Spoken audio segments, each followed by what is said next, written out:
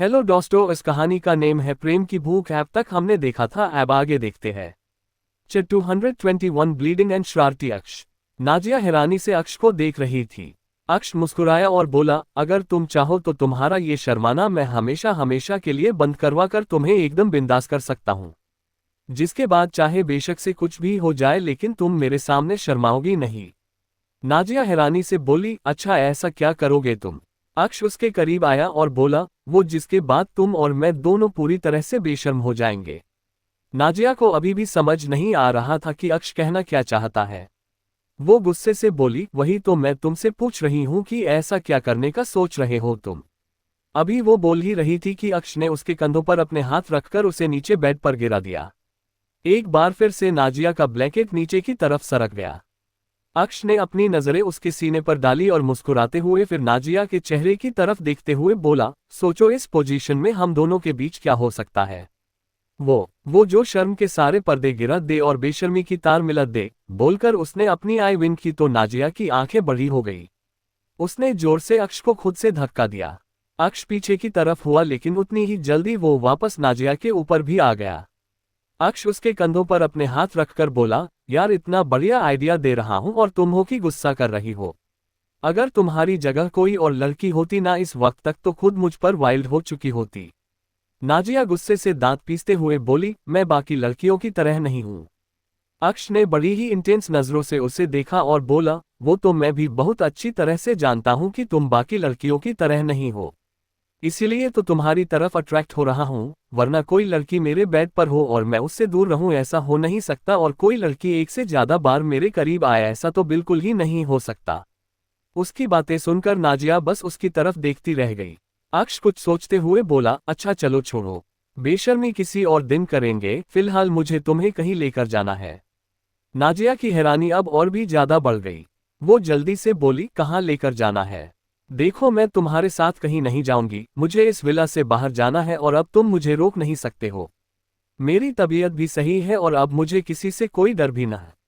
बड़ी ही लग रहा, अगर कोई मुझे परेशान करेगा तो मैं उसे खुद निपट लूंगी। तुम्हें मेरी फिक्र करने की जरूरत नहीं है।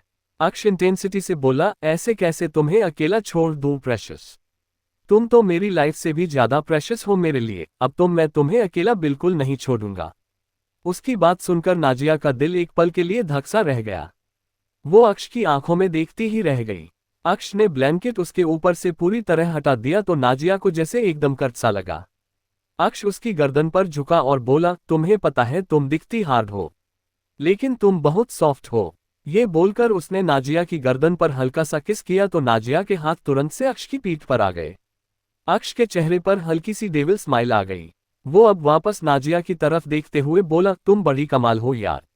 वैसे इतना गुस्सा दिखाती हो, इतना एटीट्यूड दिखाती हो, लेकिन हल्का सा किस क्या किया, तुम तो पूरी तरह से बेकाबू हो गई। मुझे अपनी बाहों में समेटने लगी। नाजिया गुस्से से बोली, स्टॉप योर नॉनसेंस। कोई फर्क नहीं पड़ता तुम्हारे मुझे छूने से, वो बस मेरे हाथ तुम्हें खुद से दूर कर रहे थे। अक्ष मुस्कुराया और वापस उसकी गर्दन पर झुक गया। नाजिया ने इस बार खुद को पूरी तरह से कंट्रोल में रखा। उसने अपने हाथ बेड पर नीचे की तरफ किए हुए थे और उसके नाखून बेड के अंदर की तरफ धंस रहे थे। उसे लगा अक्ष उसे गर्दन पर किस करेगा, लेकिन इस बार अक्ष ने उसे गर्दन पर किस नहीं किया, बल्कि गर्दन से थोड़ा नीचे जाकर उसे बाइट करते हुए उसकी स्किन को ऊपर की तरफ खींचा तो नाजिया की दर्द से चीख निकल गई और उसने अपने नाखून जो अब तक बेड के अंदर धंस रहे थे वो अक्ष की गर्दन पर धंस दिए। उसकी दर्द से आह निकल गई और हल्की हल्की सिसकियां लेते हुए उसने अक्ष की तरफ देखा, जिसके चेहरे की डेविल स्माइल अब और भी ज्यादा लंबी हो चुकी थी। वो शरारती मुस्कुराहट के साथ बोला, अब भी यही कहोगी क्या कि मेरे छूने से तुम्हें कोई फर्क नहीं पड़ता? नाजिया गुस्से से बोली, अगर दर्द करोगे तो फर्क पड़ेगा ही। अक्ष और भी ज्यादा लंबी शरारती मुस्कुराहट के साथ बोला, तो तुम क्या चाहती हो कि दर्द भी ना करूं और तुम्हारे दिल के तार भी छेद दूं? नाजिया व्यंग्य से हंसी और बोली, मेरे दिल के कोई तार नहीं छेड़ रहे हो तुम। मुझे सच में तुम्हारे छूने से कोई फर्क नहीं पड़ता, अगर फर्क पड़ता तो। उसकी बात पूरी होती उससे पहले ही अक्ष खुद सोचते हुए बोला, अगर फर्क नहीं पड़ता तो कल जंगली बिल्ली की तरह मुझे खाने को नहीं दौड़ती। तुम्हें पता है अभी तक मेरे लिप्स दर्द हो रहे हैं, जिस तरह से तुमने कल मुझे वाइल्ड किस किया। सच में वाइल्ड कैट हो तुम। उसकी बात सुनकर नाजिया की सांस सूखने लगी। अक्ष उसके एक्सप्रेशंस देखकर हंसा और बोला, वैसे चाहूं तो अभी तुम्हारे मुंह से एक्सेप्ट करवा दूं कि हाँ, तुम्हें कितना फर्क पड़ता है मेरे छूने से। लेकिन फिलहाल मैंने कहा ना, मुझे एक अर्जेंट काम है, तुम्हें कहीं लेकर जाना है तो चलो जल्दी से तुम्हें तैयार करूं। नाजिया हैरानी से बोली, तुम मुझे तैयार क्यों करोगे? पहले बात तो मैं तुम्हारे साथ कहीं नहीं जाऊंगी और तुम्हारे हाथों से रेडी होना इम्पॉसिबल। अभी वो बोल ही रही थी कि अक्ष ने उसे अपनी गोद में भी उठा लिया था और उसे लेकर वॉशरूम की तरफ भी बढ़ गया था। नाजिया पूरी तरह से उसकी गोद में सिमटी हुई थी। उसे अक्ष से हद से ज्यादा शर्म आ रही थी, जो उसके गालों के लाल होते हुए रंग से ही साफ दिखाई दे रहा था। अक्ष भी उसे बार बार अपनी तिरछी नजरों से देख रहा था। वो अक्ष के अंदर पूरी तरह से सिमट रही थी ताकि अक्ष उसकी बॉडी को ना देखे, लेकिन अक्ष को जितना देखना था वो देख चुका था। वो उसे लेकर वॉशरूम में आया और शॉवर के नीचे खड़ा कर दिया। नाजिया गुस्से से देखते हुए बोली, मैंने आज तक तुम जैसा इंसान नहीं देखा जो किसी के साथ इस तरह से जबरदस्ती भी कर सकता है। अक्ष डेविल स्माइल के साथ बोला, करने को तो मैं बहुत कुछ कर सकता हूँ प्रेशियस, लेकिन फिलहाल तुम अपने शॉवर पर ध्यान दो, ना कि इस बात पर कि मैं क्या कर सकता हूँ और क्या नहीं। ये बोलकर उसने शावर ऑन कर दिया। शॉवर का पानी उन दोनों को भिगोने लगा। अक्ष ने अपने कपड़े पहने हुए थे, लेकिन अब वो पूरी तरह से भीग चुका था। नाजिया उसे गुस्से से देखते हुए बोली, तुम क्यों भीग रहे हो? नहाना मुझे है ना, तो फिर तुम शॉवर के नीचे क्यों खड़े हो? जाओ निकलो यहां से। अक्ष ने अपने दोनों हाथ दीवार पर रखे, जिसकी वजह से नाजिया उसकी बाहों में सिमट सी गई। अक्ष को अपने इस तरह से इतने करीब महसूस कर नाजिया के रोंगटे खड़े होने लगे और उसकी धड़कनें बढ़ने लगी। अक्ष उसके चेहरे पर झुका और बोला, तुम बार बार ये भूल क्यों जाती हो कि ये प्राइवेट विला मेरा है, तुम्हारा नहीं, जो तुम मुझे यहाँ से बाहर निकाल दोगी। अगर ये तुम्हारा होता भी ना तो तुम मुझे यहाँ से बाहर नहीं निकाल सकती थी प्रेशियस। अब तुम शॉवर पर ध्यान दे रही हो या फिर मैं तुम पर ध्यान देना शुरू करूं? ये बोलते हुए जब अक्ष ने अपनी नजरें नाजिया की बॉडी देखते हुए नीचे की तरफ की, तो नाजिया ने तुरंत उसकी ठोड़ी पर अपना हाथ रखा और उसके चेहरे को ऊपर की तरफ करते हुए बोली, वहां क्या देख रहे हो? मुझे देखकर मेरी बात का जवाब दो। अक्ष मुस्कुराया और बोला, अगर मेरा बातें करने का और जवाब देने का मन ना हो तो? अगर मेरा कुछ और करने का मन हो तो? नाजिया ने उसे धक्का दिया और बोली, तो फिर मुझसे दूर रहो। तुम्हारी कोई गर्लफ्रेंड तो होगी। अब ये मत कहना कि तुम्हारा कोई गर्लफ्रेंड नहीं है। जो करना है ना जाकर अपनी गर्लफ्रेंड के साथ करो। अक्ष हैरानी से बोला, अगर कुछ करने का मन हो तो गर्लफ्रेंड होना जरूरी है क्या? मेरी लाइफ में तो नहीं। मैंने तो आज तक जो भी किया है बिना गर्लफ्रेंड के किया है। नाजिया उसे घिन भरी नजरों से देखते हुए बोली, हाउ चीप। अक्ष तुरंत बोला, चीप नहीं, बहुत मजा आता है, पर अब मैं सोच रहा हूं कि ये सब छोड़ दूं। नाजिया ने तुरंत पूछा, क्यों? अब क्या हुआ? स्टेमिना खत्म हो गया क्या?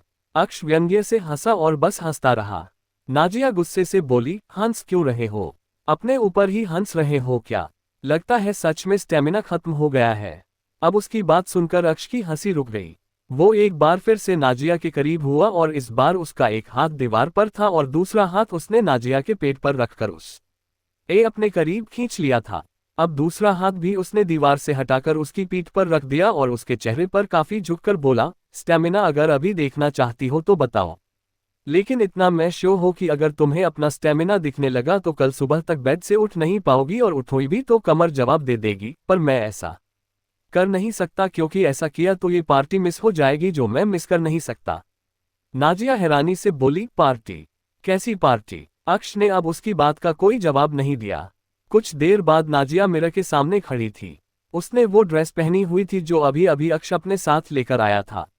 वो ड्रेस एक ब्लैक कलर की शॉर्ट ड्रेस थी जिसकी बैक काफी रिवीलिंग थी और फ्रंट नेक ज्यादा डीप नहीं था, लेकिन नाजिया का फिगर उसमें काफी हॉट एंड सेक्सी लग रहा था। उसने अपने बालों को खुला छोड़ा हुआ था और ड्रेसिंग में कुछ हल्का सा मेकअप का सामान ढूंढने के लिए उसने कपबोर्ड को खोला। उसे उम्मीद नहीं थी कि अक्ष की कपबोर्ड में से उसे मेकअप का कुछ सामान मिलेगा, लेकिन उसकी आंखें फटी की फटी रह गई क्योंकि वहां पर मेकअप का सामान नहीं बल्कि पूरा कॉस्मेटिक स्टोर ही खुला हुआ था। हर एक शेड की लिपस्टिक, हर एक सेट का मेकअप, हर ब्रांड की चीज और न जाने क्या क्या रखा था। नाजिया अपनी बड़ी बड़ी आंखों को बार बार पलके झपकाते हुए अक्ष की तरफ देखने लगी। नाजिया के एक्सप्रेशंस देखकर अक्ष तुरंत से बोला, ऐसे क्या देख रही हो? अभी अभी बताया ना तुम्हें कि बहुत सारी आई है लाइफ में, काउंट भी नहीं कर सकता तो बस उनका है ये सब। नाजिया जो अपने लिए लिपस्टिक ढूंढ रही थी, उसने एक झटके से उस कपबोर्ड को बंद कर दिया। अक्ष हैरानी से बोला, क्या हुआ? ले लो ना जो चाहिए। नाजिया उसकी तरफ देखते हुए बोली, मुझे यूज्ड की हुई चीज पसंद नहीं है, और जो किसी एरिया में यूज कर रखी हो वो तो बिल्कुल भी ना। ही अपनी चीजों के लिए थोड़ा सा चूजी और पजेसिव हूँ, हर किसी पर आंख नहीं रखती और हर किसी चीज पर अपना हाथ नहीं लगाती। ये बोलकर नाजिया ने हल्का सा अपने बालों को प्लॉट किया और फिर दरवाजे की तरफ बढ़ गई। वो बिना अक्ष की तरफ देखे बोली, चलो कहाँ लेकर चल रहे हो तुम मुझे? अक्ष उसकी बातें सुनते हुए मुस्कुरा रहा था। वो नाजिया के पास आया और फिर उसका हाथ पकड़कर उसके साथ बाहर की तरफ आ गया। वहीं दूसरी तरफ आग्नेय की गाड़ी अपने प्राइवेट विला के बाहर आकर रुकी और आग्नेय गाड़ी से बाहर निकलकर अंदर की तरफ आया। उसने बाहर हॉल में देखा तो कल जो चीजें टूटी हुई थी अब सारी ठीक हो चुकी थी और हॉल में गहरी शांति थी। सभी सर्वेंट शायद अपने अपने सर्वेंट क्वार्टर में मौजूद थे, लेकिन उसे इबादत के रूम की तरफ से दबी दबी सी आवाज आ रही थी, जैसे वो रो रही हो या फिर चिल्ला रही हो। उसने तुरंत इबादत के कमरे के पास आकर दरवाजा खोला तो अंदर की तरफ देखते हुए उसकी आंखें हैरत में फैल गई। वो तुरंत इबादत की तरफ भागा। इबादत जमीन पर खड़ी थी और इस वक्त उसने एक मैक्सी ड्रेस पहनी हुई थी, लेकिन वो मैक्सी ड्रेस आगे से खून से भरी हुई थी। उसकी लोअर बॉडी में बहुत ज्यादा ब्लीडिंग हो रही थी और इबादत अपनी जगह पर खड़ी हुई अपने पेट पर हाथ रखे हुए थी। अभी कुछ दिन पहले ही उसका मिसकैरेज हुआ था और उस वक्त उसे ब्लीडिंग हुई, लेकिन एक ही दिन में वो ब्लीडिंग बंद हो गई थी। पर अब कल उसके और आग्नेय के बीच जो कुछ भी हुआ, शायद उसके बाद वो ब्लीडिंग दोबारा स्टार्ट हो चुकी थी। दर्द से उसकी जान निकल जा रही थी और उसकी आंखों से आंसू बह रहे थे। आग्नेय ने आकर जल्दी से उसके कंधों पर अपना हाथ रखा और बोला, ये क्या हुआ तुम्हें? इबादत रोते हुए बोली, पता नहीं क्या हुआ, लेकिन मुझे बहुत दर्द हो रहा है और मुझे घुटन हो रही है। ये बोलते हुए उसके नाक से भी पानी निकल रहा था। इस वक्त एक तरफ जहां पर उसकी बॉडी जवाब दे रही थी, वहीं दूसरी तरफ ड्रग्स की तलब में वो पागल हो रही थी। ऐसे में तो अब आग्नेय उसे वो भी नहीं दे सकता था जो उसकी इस तलब का इलाज था। 222 मेंस्ट्रुअल कप। आग्नेय हैरानी से इबादत को देख रहा था। उसने जल्दी से आकर इबादत को हल्का सा अपनी बाहों में समेटा और बोला, क्या क्या हुआ? तुम रो क्यों रही हो? और ये ब्लीडिंग? इबादत रोते हुए बोली, मुझे नहीं पता ये क्यों हो रही है, लेकिन मुझे बहुत घुटन महसूस हो रही है, मुझे कुछ अच्छा नहीं लग रहा।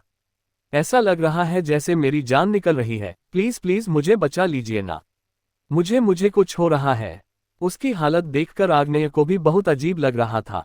इस वक्त उसकी हालत देखकर ही पता चल रहा था कि वो कितनी प्रॉब्लम में होगी और उसका वो काम ना और उसके लाल होते हाथ पैर ही बता रहे थे कि इस वक्त उसे ड्रग्स की तलब लग रही है। लेकिन फिलहाल तो आग्नेय भी उसकी वो तलब दूर नहीं कर सकता था। उसने इबादत को अपनी गोद में उठा लिया तो इबादत हैरान रह गई। उसका कांपना अभी भी कम नहीं हुआ था, बल्कि अब तो वो और भी ज्यादा बुरी तरह से कांपते लगी थी। वो अपनी सांसें धीरे धीरे छोड़ रही थी और उसकी नब्ज भी बिल्कुल ड्रॉप होती जा रही थी। वो तुरंत उसे लेकर वॉशरूम के अंदर आया।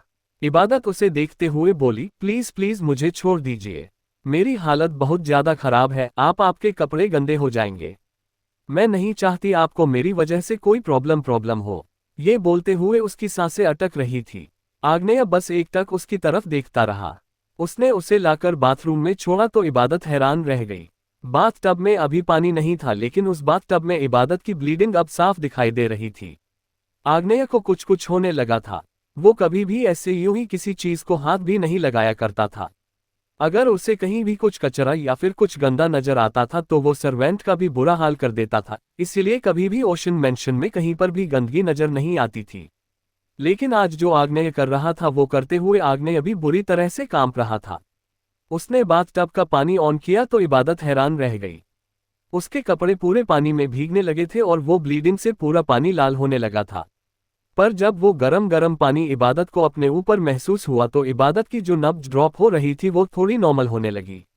उसकी धड़कनें भी थोड़ी नॉर्मल होने लगी थी और उसका वो कांपना भी थोड़ा कम होने लगा था, लेकिन अभी वो कांपना पूरी तरह से रुका नहीं था।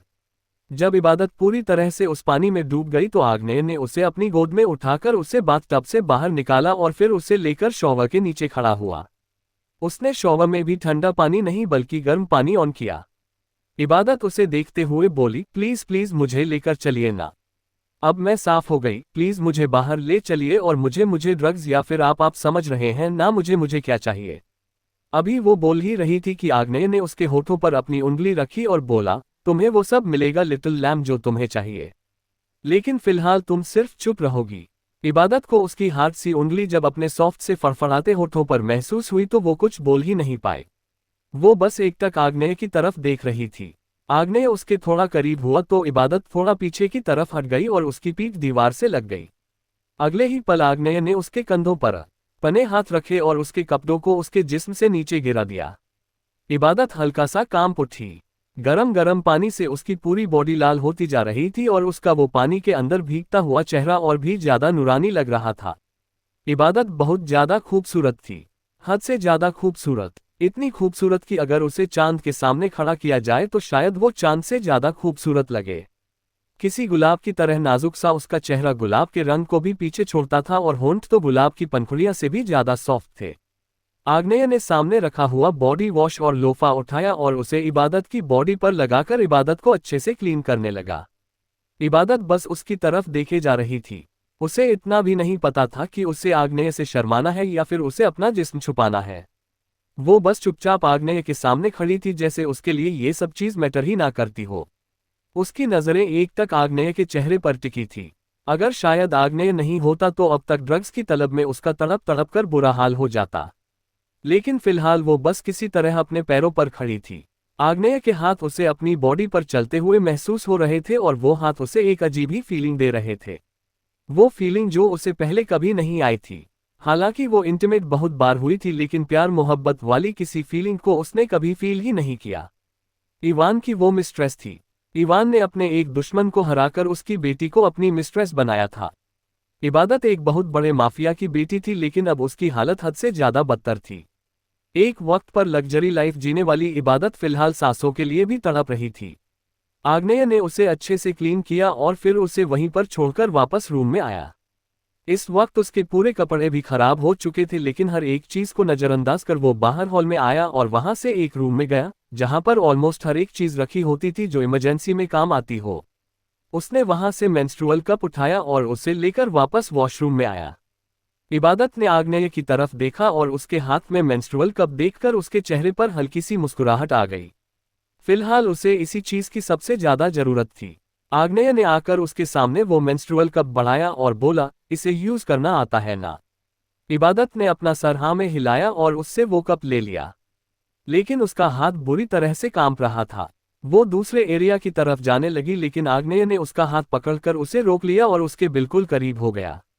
इबादत के हाथों में पकड़ा हुआ मेंस्ट्रुअल कप अब आग्नेय के हाथ में था और उसका हाथ नीचे की तरफ झुक रहा था।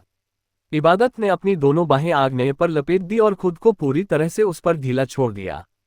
कुछ पलों बाद आग्नेय उससे अलग हुआ और उसे देखते हुए बोला, अब रिलैक्स फील हो रहा है। इबादत ने अपना सर हाँ में हिलाया और अपना सर आग्नेय के सीने पर रख दिया। वो बहुत बुरी तरह से थकी हुई थी और अभी भी बेशक से उसकी बॉडी थोड़ा रिलैक्स हो गई थी लेकिन वो ड्रग्स की तलब अभी भी खत्म नहीं हुई थी। कुछ देर बाद उसने अपना सर आग्नेय के सीने से हटाकर उसके चेहरे को उम्मीद भरी नजरों से देखा तो आग्नेय ने अपना हाथ उसके गालों पर रखा और बोला, नो लिटिल लैम, अभी फिलहाल तुम्हें वो कुछ भी नहीं मिलेगा जो तुम्हें चाहिए। इबादत तड़पते हुए बोली, मेरी जान निकल जाएगी। मुझे आदत है उस चीज की, आप ये समझने की कोशिश कीजिए। आई प्रॉमिस मैं किसी और की तरफ नजर उठाकर भी नहीं देखूंगी, बस आप। अभी वो बोल ही रही थी कि आग्नेय ने उसके होठों पर झुककर उसके होठों को अपने होठों में पूरी तरह से कैप्चर कर लिया और उससे किस करने लगा। इबादत एकदम से सिहर उठी। एक बार फिर से उसे एक अजीब सी फीलिंग होने लगी थी। उसके हाथ खुद ब खुद आग्नेय की कमर पर आए और वो उसकी पीठ को हल्का हल्का सहलाने लगी। आग्नेय की भी धड़कनें तेजी से बढ़ने लगी थी।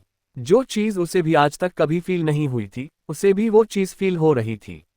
वो पूरी तरह से इबादत पर झुका हुआ था। आग्नेय कुछ देर यूं ही इबादत के होठों को सॉफ्ट सॉफ्ट किस करता रहा। इबादत के वो सॉफ्ट से होठ आग्नेय के हार्ड होठों की वजह से हल्के हल्के दर्द हो रहे थे लेकिन दर्द अब इबादत को कहाँ ही महसूस होता था। उसके नाखून कपड़ों के अंदर से ही आग्नेय को चुभ रहे थे। आग्नेय हल्का सा उससे अलग हुआ और फिर अपनी शर्ट के बटन खोलने लगा। आगे जारी है। 223 इसे उतारूंगा भी मैं। हाय। इबादत ने आग्नेय के सीने से हटाकर उसके चेहरे को उम्मीद भरी नजरों से देखा, तो आग्नेय ने अपना हाथ उसके गालों पर रखा और बोला, नो ली टल लैम, अभी फिलहाल तुम्हें वो कुछ भी नहीं मिलेगा जो तुम्हें चाहिए। इबादत तड़पते हुए बोली, मेरी जान निकल जाएगी। मुझे आदत है उस चीज की, आप ये समझने की कोशिश कीजिए।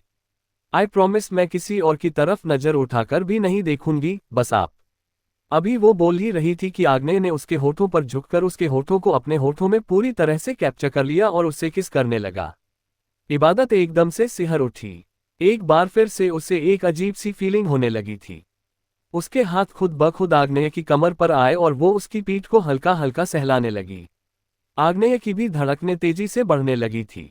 जो चीज उसे भी आज तक कभी फील नहीं हुई थी, उसे भी वो चीज फील हो रही थी। वो पूरी तरह से इबादत पर झुका हुआ था। आग्नेय कुछ देर यूं ही इबादत के होठों को सॉफ्ट सॉफ्ट किस करता रहा। इबादत के वो सॉफ्ट से होठ आग्नेय के हार्ड होठों की वजह से हल्के हल्के दर्द हो रहे थे। लेकिन दर्द अब इबादत को कहाँ ही महसूस होता था। उसके नाखून कपड़ों के अंदर से ही आग्नेय को चुभ रहे थे। आग्नेय हल्का सा उससे अलग हुआ और फिर अपनी शर्ट के बटन खोलने लगा। इबादत की नजरें उसके सीने पर आ गई। वो उसके सीने पर झुककर उसके सीने को चूमने लगी, लेकिन आग्नेय ने उसके चेहरे को अपने हाथों में थाम लिया। वो नहीं चाहता था कि इबादत आज तक जो करती आई है वो वही सब चीजें अभी करे। उसने इबादत के सिर के पीछे अपना हाथ रखा और उसे देखते हुए बोला, तुम्हें ये सब करने की जरूरत नहीं है लिटिल लैम्ब। इबादत तड़पते हुए बोली, लेकिन मुझे करना है। अगर नहीं करूंगी तो मर जाऊंगी। आग्नेय हल्का सा मुस्कुराया और उससे बड़े ही प्यार से देखते हुए बोला, तुम्हें कुछ नहीं होने दूंगा लिटिल लैम्ब। मुझ पर ट्रस्ट करो। अब तक अगर तुम्हें कुछ नहीं होने दिया तो अब आगे तो तुम्हें कुछ होने देने का सवाल ही नहीं बनता। कहा ना तुमसे कि अब तुम पर अपना हक जता चुका हूं। ना ही तुम्हें किसी और का होने दूंगा और ना ही तुम्हें अपने से दूर जाने दूंगा। इबादत को उसकी बातें सुनकर कुछ कुछ हो रहा था।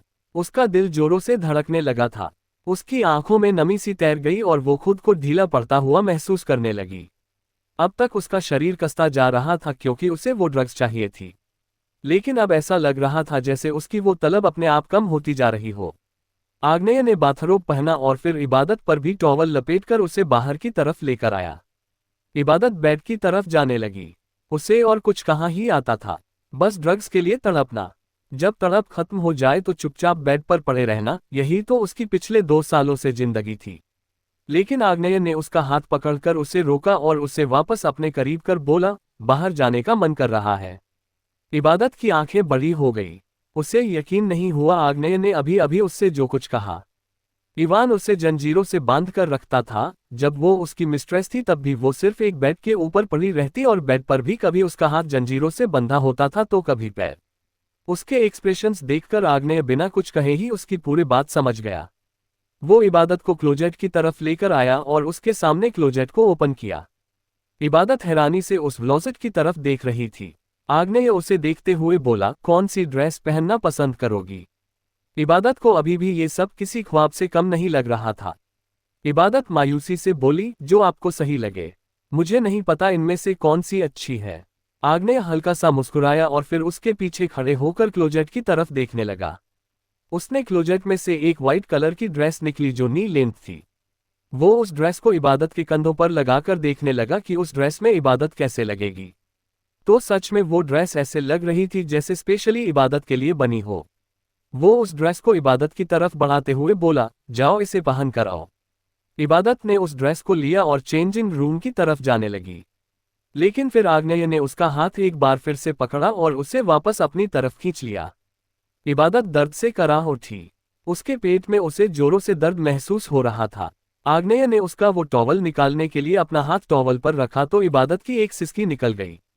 उसका जिस्म बस आग्नेय के हाथ लगाने से ही एकदम लाल होने लगा। आग्नेय ने वो टॉवल खोला तो वो टॉवल नीचे जमीन पर गिर गया और अब आग्नेय ने अपने हाथों से इबादत को वो ड्रेस पहनाई।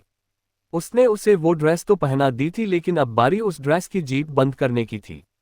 आग्नेय वापस उसके पीछे आया और उसे कंधों से पकड़कर मां छोटी मिरर के सामने लेकर गया। अभी भी उसकी खुली पीठ आग्नेय की आंखों के सामने थी। इबादत ने मिरर के सामने खड़े होकर खुद को देखा। फुल स्लीव्स ड्रेस में उसका नेक पूरी तरह से ढका हुआ था लेकिन उसकी जो पीठ अभी भी आग्नेय के सामने थी, उसे महसूस कर उसे एक अजीब सी फीलिंग हो रही थी। आग्नेय ने अपनी उंगलियां उसकी कमर पर रखी और फिर उन्हें धीरे धीरे उस जीप की तरफ लेकर गया और फिर उस जीप को पकड़कर जब उसे ऊपर की तरफ करने लगा तो ऐसा लगा जैसे कोई सरगम सी बज रही हो। उसकी वो उंगलियां इबादत की पीठ को छू रही थी और इबादत को अपनी पीठ अंडराया लेती हुई महसूस हो रही थी। वो तुरंत से पलटकर आग्नेय के सामने हुई और बोली, मुझे मुझे कुछ हो रहा है। पता नहीं ड्रग्स के लिए नहीं लेकिन कुछ हो रहा है। आग्नेय के चेहरे पर हल्की सी मुस्कुराहट आ गई। उसे इबादत पर हैरानी इस बात की हो रही थी कि वो कितनी साफ दिल की थी। हल्का सा उसे कुछ एहसास हुआ तो उसने तुरंत उसे अपने होठों से बया कर दिया। इबादत की उम्र सिर्फ 19 साल की थी और 2 साल उसे इवान के पास रहते हुए हो गए थे, जिनमें वो अपनी नॉर्मल जिंदगी पूरी तरह से भूल चुकी थी। उन ड्रग्स ने उसके दिमाग पर बहुत बड़ा इफेक्ट डाला था, इसीलिए वो ज्यादा सोचने समझने की हालत में नहीं थी। आग्नेय ने अब उसे अपने बाल बनाने के लिए कहा तो इबादत ने सामने रखा हुआ कॉम्ब उठाया और उससे अपने बाल बनाने लगी, लेकिन उसके हाथ हल्के हल्के कांप रहे थे और उससे कोई हेयर स्टाइल बन भी नहीं रहा था। आग्नेय उसके पीछे खड़ा मुस्कुराते हुए उसे ही देख रहा था। उसने खुद अब आगे बढ़कर इबादत के बालों को अच्छे से से सुखाया और फिर उसके बालों को हल्का सा पीछे करते हुए खुला छोड़ दिया। इबादत खुद को हैरानी से देख रही थी। खुद को देखकर ही वो मुस्कुराए जा रही थी। आग्नेय ने अब सामने लिप लॉस ढूंढना शुरू किया। उसे एक न्यूड शेड की लिपस्टिक दिखाई दी तो उसने उस लिपस्टिक को उठाया और इबादत के होठों पर लगाने लगा। आग्नेय लिपस्टिक उसके होठों पर लगा रहा था लेकिन उसकी लाली इबादत के गालों पर बिखर रही थी। आग्नेय उसके होठों की तरफ देखते हुए बोला, अभी इस लिपस्टिक को लगा रहा हूं लेकिन इसे उतारूंगा भी मैं ही। उसकी बात सुनकर इबादत का दिल जोरों से धड़क उठा और उसने अपने होठों को हल्का सा दांतों से दबा लिया। आग्नेय का मन यह बड़े वो किया कि अभी उस लिपस्टिक को खा ले, लेकिन फिलहाल उसने खुद पर कंट्रोल रखा। आग्नेय ने खुद भी अपने कपड़े पहने और तैयार होकर इबादत के साथ अपने प्राइवेट विला से बाहर निकला। वो इस वक्त ओशन मैंशन जा रहा था, जहां पर उसके और अक्ष की बर्थडे पार्टी अरेंज की गई थी। उसे नहीं पता था कि अग्नि और इश्क इबादत को देखकर कैसे रिएक्ट करेंगे, लेकिन फिलहाल उसने इबादत का हाथ ड्राइविंग करते हुए भी पकड़ा हुआ था। आगे जारी है। 224 वार्निंग साइन और गेम बिगिंस। Ocean mention. पूरा मैंशन इस वक्त बहुत ज्यादा खूबसूरत लग रहा था। हालांकि ओशन मैंशन रशिया के खूबसूरत मैंशंस में से एक माना जाता था, लेकिन आज तो इसकी खूबसूरती और भी ज्यादा बढ़ गई थी। आज इस मैंशन की शान और गुरूर का बर्थडे था। आज अक्ष और आग्नेय दोनों का बर्थडे था। इश्क अपने कमरे में थी और इस वक्त उसने एक ब्लैक कलर की खूबसूरत सी साड़ी पहनी हुई थी। वहीं दूसरी तरफ आग्नेय इबादत के साथ अपनी गाड़ी में था। वो इबादत को लेकर पार्टी में ही आ रहा था और वही अक्ष भी नाजिया को लेकर पार्टी में आ रहा था। अब इश्क ने नाजिया के साथ मिलने की ख्वाहिश की थी तो भला अक्ष उसकी ये ख्वाहिश कैसे ही ना पूरी करता। अक्ष की गाड़ी मेंशन के अंदर आए और पार्किंग एरिया में रुकी। वो गाड़ी में से बाहर निकला और फिर तुरंत नाजिया की तरफ भी आया। उसने नाजिया का दरवाजा खोला और नाजिया गुस्से से मुंह बनाते हुए बाहर आए। वो एक नज़र अंदर मेंशन की तरफ देखते हुए बोली, तुम मुझे यहाँ क्यों लेकर आए हो? अक्ष मुस्कुराया और बोला, वैसे नॉर्मली जब लड़के लड़कियों को अपने घर पर लेकर जाते हैं तो लड़कियां खुश होती है, लेकिन यहाँ पर तो एटीट्यूड ही नहीं खत्म हो रहा है। नाजिया मुंह बनाते हुए बोली, क्योंकि यहाँ पर आने का मुझे कोई शौक नहीं है। अक्ष डेविल स्माइल के साथ बोला, लेकिन मजबूरी जरूर है। अब मेरी बात ध्यान से सुनो, यहाँ पर मेरे मॉम डैड रहते हैं और उन्होंने मुझे भी अपने साथ रखा हुआ है। नाजिया ने हैरानी से उसे देखा और बोली, सभी मॉम डैड अपने बच्चों को अपने साथ ही रखते हैं, तुम कोई खास नहीं हो। अक्ष हंसा और बोला, जब बच्चा मेरे जैसा हो तो खास बात ही होती है। वेल तुम ये सब छोड़ो, अब मेरी आगे की बात सुनो। अगर तुमने मेरी मॉम के सामने कोई बदतमीजी की तो मैं तुम्हें जिंदा नहीं छोड़ूंगा। नाजिया व्यंग्य से बोली, ओह रियली? अगर मैंने तुम्हारी मॉम के साथ जरा सी भी बदतमीजी की तो तुम मेरी जान ले लोगे? अक्ष बेफिक्री से बोला, ऑफ कोर्स मैं तुम्हारी जान ले लूंगा। नाजिया उसकी तरफ देखती ही रह गई। वो हैरानी से बोली, ओह सीरियसली? हल्की सी बदतमीजी और तुम मुझे जान से मार दोगे? अक्ष हंसा और बोला, मैंने ऐसा कब कहा कि मैं तुम्हें जान से मार दूंगा? और जान लेना सिर्फ वैसे वाली ही जान लेना नहीं होता है, और भी बहुत तरीकों से जान ली जाती है। If you know you know. उसकी बात सुनकर नाजिया की आंखें बड़ी हो गई। एक पल नहीं लगा उसे अक्ष के दिमाग में चल रही बातों को पढ़ने में। वो तुरंत बोली, तुम ना ये अपनी गोल गोल बातें अपने पास ही रखो। मुझे इनमें और तुम में बिल्कुल भी इंटरेस्ट नहीं है। तुम मुझे इस पार्टी में लेकर आए हो तो ये मेरे लिए सिर्फ एक पार्टी ही है जहां पर मैं एंजॉय करूंगी और कुछ भी नहीं। इससे ज्यादा मुझसे कोई उम्मीद मत रखना, और हाँ, ये उम्मीद तो बिल्कुल भी मत रखना कि मैं किसी संस्कारी लड़की की तरह तुम्हारी मॉम के पास जाकर उनके पैर छूकर बोलूंगी नमस्ते आंटी। अक्ष तुरंत बोला, मेरी मॉम को आंटी कहना भी मत, उन्हें बिल्कुल भी नहीं पसंद, और एक बात बताऊं, वो तुमसे भी ज्यादा खूबसूरत है। नाजिया एटीट्यूड से बोली, हो ही नहीं सकता, मुझसे ज्यादा खूबसूरत तो इस दुनिया में कोई नहीं है। ये बोलकर उसने हल्का सा अपने बालों को फ्लांट किया। अक्ष उसे देखते हुए बोला, वैसे खूबसूरत तो तुम भी हो, लेकिन मेरी मॉम से थोड़ा कम। पर जब मेरे बच्चों की मॉम बन जाओगी तो शायद और भी ज्यादा खूबसूरत हो जाओ। ये बोलते हुए अक्ष नाजिया के बिल्कुल करीब आ गया और उसके चेहरे पर झुक गया। नाजिया का दिल एकदम जोरों से धड़क उठा। जब भी अक्ष ऐसी सरफिरी सी बातें करता था तो ना जाने क्यों उसकी धड़कनें तेजी से बढ़ जाती थी। अक्ष ने उसका हाथ पकड़ा और मुस्कुराते हुए बोला, अब मैं तुम्हें खूबसूरती से मिलवाता हूँ, लेकिन याद रहे, चीज जितनी खूबसूरत होती है उतनी ही ज्यादा डेंजरस भी होती है, और इस मेंशन में तो हर तरफ डेंजर है। ये बोलते हुए अक्ष के चेहरे पर एक डेविल स्माइल थी। नाजिया बस उसे देखती ही रह गई। नाजिया को लेकर अक्ष अंदर की तरफ बढ़ गया। वहीं इस वक्त एक गाड़ी वहां पर और आकर रुकी और आग्नेय इबादत के साथ गाड़ी से बाहर निकला। इबादत डर से कांप रही थी। आज वो बहुत दिनों बाद ऐसे खुले माहौल में बाहर निकली थी, वरना उसकी तो सांसें बस एक कमरे में सिमटी रह जाती थी। उसका डर उसके चेहरे पर ही दिखाई दे रहा था। आग्नेय तुरंत उसके पास आया और उसके चेहरे को अपने हाथों में थाम कर बोला, तुम इतना डर क्यों रही हो लिटिल लैम्ब? मैं हूं ना तुम्हारे साथ, जब से तुम मेरे पास आए हो तुम जानती हो ना, मैंने तुम्हें कुछ भी नहीं होने दिया। तो डोंट वरी, अब भी मैं तुम्हें कुछ नहीं होने दूंगा। इबादत उसे देखते हुए बोली, बट मुझे डर लग रहा है। यहाँ पर इवान तो नहीं? उसकी बात पूरी होती उससे पहले ही आग्नेय सार्कास्टिक स्माइल के साथ बोला, वो यहाँ पर आ ही नहीं सकता लिटिल लैम्ब, वो यहाँ पर तो क्या दुनिया की किसी भी पार्टी में नहीं जा सकता, क्यों कि वो इस दुनिया में ही नहीं है। आग्नेय की बात सुनकर इबादत की आंखें बड़ी हो गई। आग्नेय ने उसकी कमर पर अपना हाथ रखा और उसे अपने करीब खींच लिया। इबादत की धड़कनें तेजी से बढ़ गई और उसके चेहरे और उसकी गर्दन का रंग एक बार फिर से लाल होने लगा। आग्नेय उसके चेहरे पर झुककर बोला, वैसे तो मैंने उसे पहले ही मार दिया था, लेकिन अगर उस दिन भी नहीं मारता तो जब तुम्हें अपना बनाया उस वक्त जरूर मार देता, क्योंकि आग्नेय सिंह राठौड़ अगर किसी को अपना बनाता है तो उसकी आंखों में किसी और के लिए कुछ देख ही नहीं सकता, फिर चाहे वो डर हो, प्यार हो या फिर कुछ भी। वो जिंदा रहता तो शायद तुम्हारे अंदर कुछ एहसास भी जिंदा रहते। अब तुम ये सोच लो कि जब वो तुम्हारी आंखों में एहसास बनकर मुझे ना दिखाई दे इसलिए मैंने उसे मार दिया, तो मैं तुम्हारे लिए किस हद तक जा सकता हूँ। उसकी बात सुनकर इबादत के चेहरे का रंग एकदम से उड़ गया और उसके हाथ पैर ढीले हो गए। उसके होंठ फड़फड़ाने लगे और उन होठों को फड़फड़ाते हुए देखकर आग्नेय के चेहरे पर एक डेविल स्माइल आ गई। लेकिन फिर वो हल्का सा मुस्कुराया और बोला, डोंट वरी, तुम्हें डरने की जरूरत नहीं है। जब तक तुम मेरी बात मानोगी, मेरे साथ प्यार से रहोगी, तब तक मैं तुम्हें कुछ भी नहीं कहूंगा। लेकिन एक बात याद रखना, आग्नेय सिंह राठौड़ या तो किसी को अपना बनाता नहीं है, अगर बना ले तो फिर वो इंसान ना उससे दूर जा सकता है और न ही उसे धोखा दे सकता है। दूर गया तो भी मौत और धोखा दिया तो बेहद दर्दनाक मौत। इबादत के चेहरे पर डर और भी ज्यादा बढ़ गया। उसे अपनी धड़कनें रुकती हुई महसूस हो रही थी। आग्नेय के चेहरे के एक्सप्रेशंस इस वक्त बहुत अलग थे। जहां अब तक वो इबादत के साथ बहुत ज्यादा सॉफ्ट था, अब ऐसा लग रहा था जैसे अचानक ही चीज बदल गई हो। लेकिन एक बार फिर से अब आग्नेय के एक्सप्रेशन बदले और उसने बड़े प्यार से इबादत के चेहरे को अपने हाथों में थामा और बोला, ये सब मैं तुम्हें इसलिए बता रहा हूं ताकि तुम कोई भी गलती ना करो।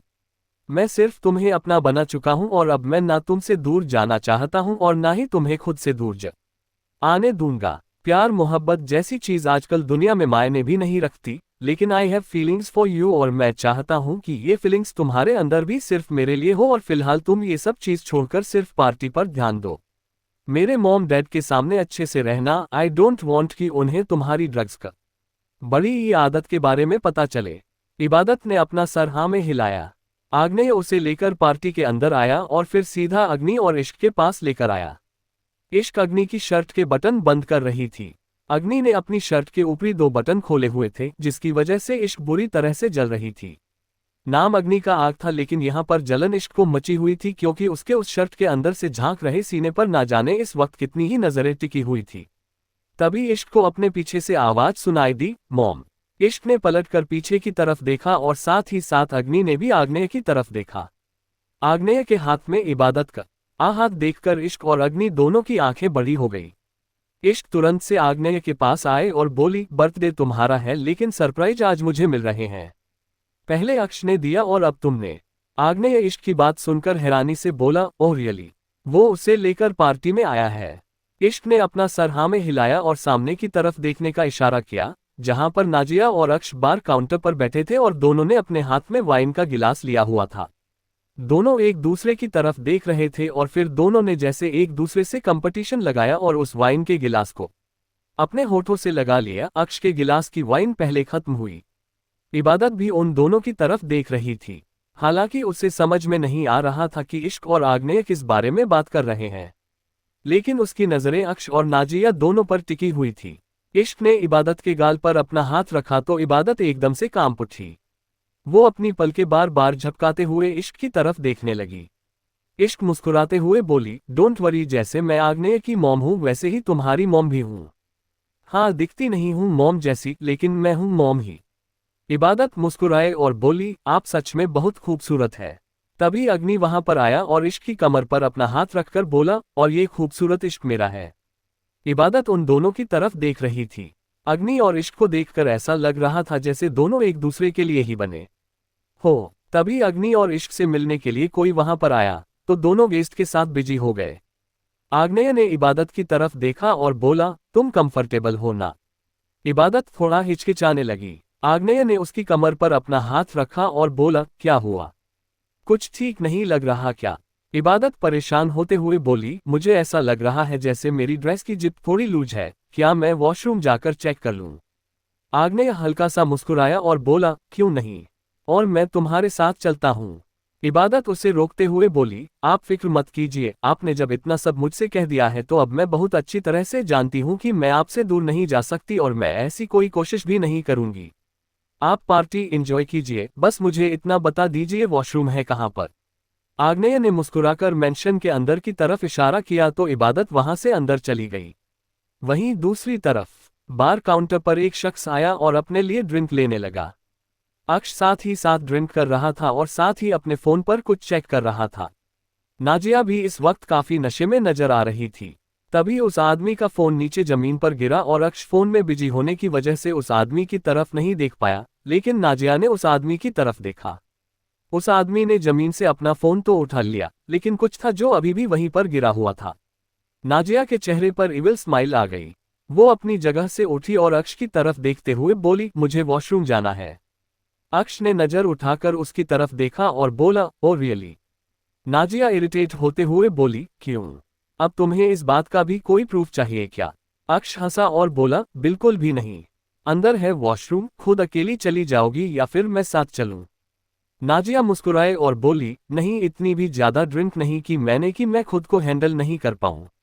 अक्ष उसे इंटेंस नजरों से देखते हुए बोला, बात हैंडल करने की नहीं है, बात तुम्हारे पैरों से ज्यादा तुम्हारे दिमाग के चलने की है। बस वो दिमाग मत चलाना, बाकी कोई प्रॉब्लम नहीं। नाजिया मुंह बनाते हुए बोली, जब मैं तुम्हारे उस प्राइवेट विला से कहीं नहीं भाग पाए तो इस मेंशन से दूर भागना तो मुझे लगता है कि पॉसिबल ही नहीं। डोंट वरी, मैं कहीं नहीं जाऊंगी। ये बोलकर नाजिया अंदर की तरफ बढ़ गई। अंदर आते ही उसने एक सर्वेंट से वॉशरूम के बारे में पूछा तो सर्वेंट ने सामने की तरफ का इशारा किया। नाजिया वहां पर आए। उसने वॉशरूम का दरवाजा बंद किया और अपने हाथों में छोटी सी स्लिप को देखा जो उस आदमी के फोन के साथ गिरी थी। उस स्लिप में लिखा था, जो तुम्हें चाहिए वो तुम्हें यही मिलेगा। अब ये तुम पर है कि तुम उस चीज तक पहुंचती कैसे हो। उस स्लिप को पूरा पढ़ते ही नाजिया ने उस स्लिप को अपने मुंह में डाल लिया और उसे अच्छे से चबा भी गई। वो हल्की सी डेविल स्माइल चेहरे पर लिए बोली, जो मुझे चाहिए उसे तो मैं हासिल करके ही रहूंगी, फिर चाहे मुझे कुछ भी क्यों न करना पड़े। अब यहाँ पर आई हूं तो उस चीज को हासिल किए बिना तो बिल्कुल नहीं जाऊंगी। अभी वो कुछ सोच ही रही थी कि तभी दरवाजा लॉक हुआ। उसने तुरंत से अपने कपड़ों को ठीक किया और फिर वॉशरूम के बाहर आई तो वॉशरूम के बाहर इबादत खड़ी थी। इबादत उसे देखकर हल्का सा मुस्कुराए। नाजिया ने भी मुस्कुराते हुए उसे देखा। उसे इबादत थोड़ी अजीब लगी, लेकिन उसने ज्यादा ध्यान नहीं दिया और वहां से बाहर की तरफ आ गई। वहीं वॉशरूम के अंदर आते ही इबादत ने एक गहरी सांस ली। उसके दिमाग में आग्नेय की कही हुई बातें अभी भी गूंज रही थी। वहीं दूसरी तरफ राठौर मेंशन में अग्निशा मेंशन के अंदर आए। अंदर आते ही उसकी नज़र सामने हॉल में गई जहां पर सांझ बेहोश होकर नीचे जमीन पर गिरी हुई थी। सांझ को यूं नीचे जमीन पर गिरा हुआ देखकर अग्निशा के होश उड़ गए।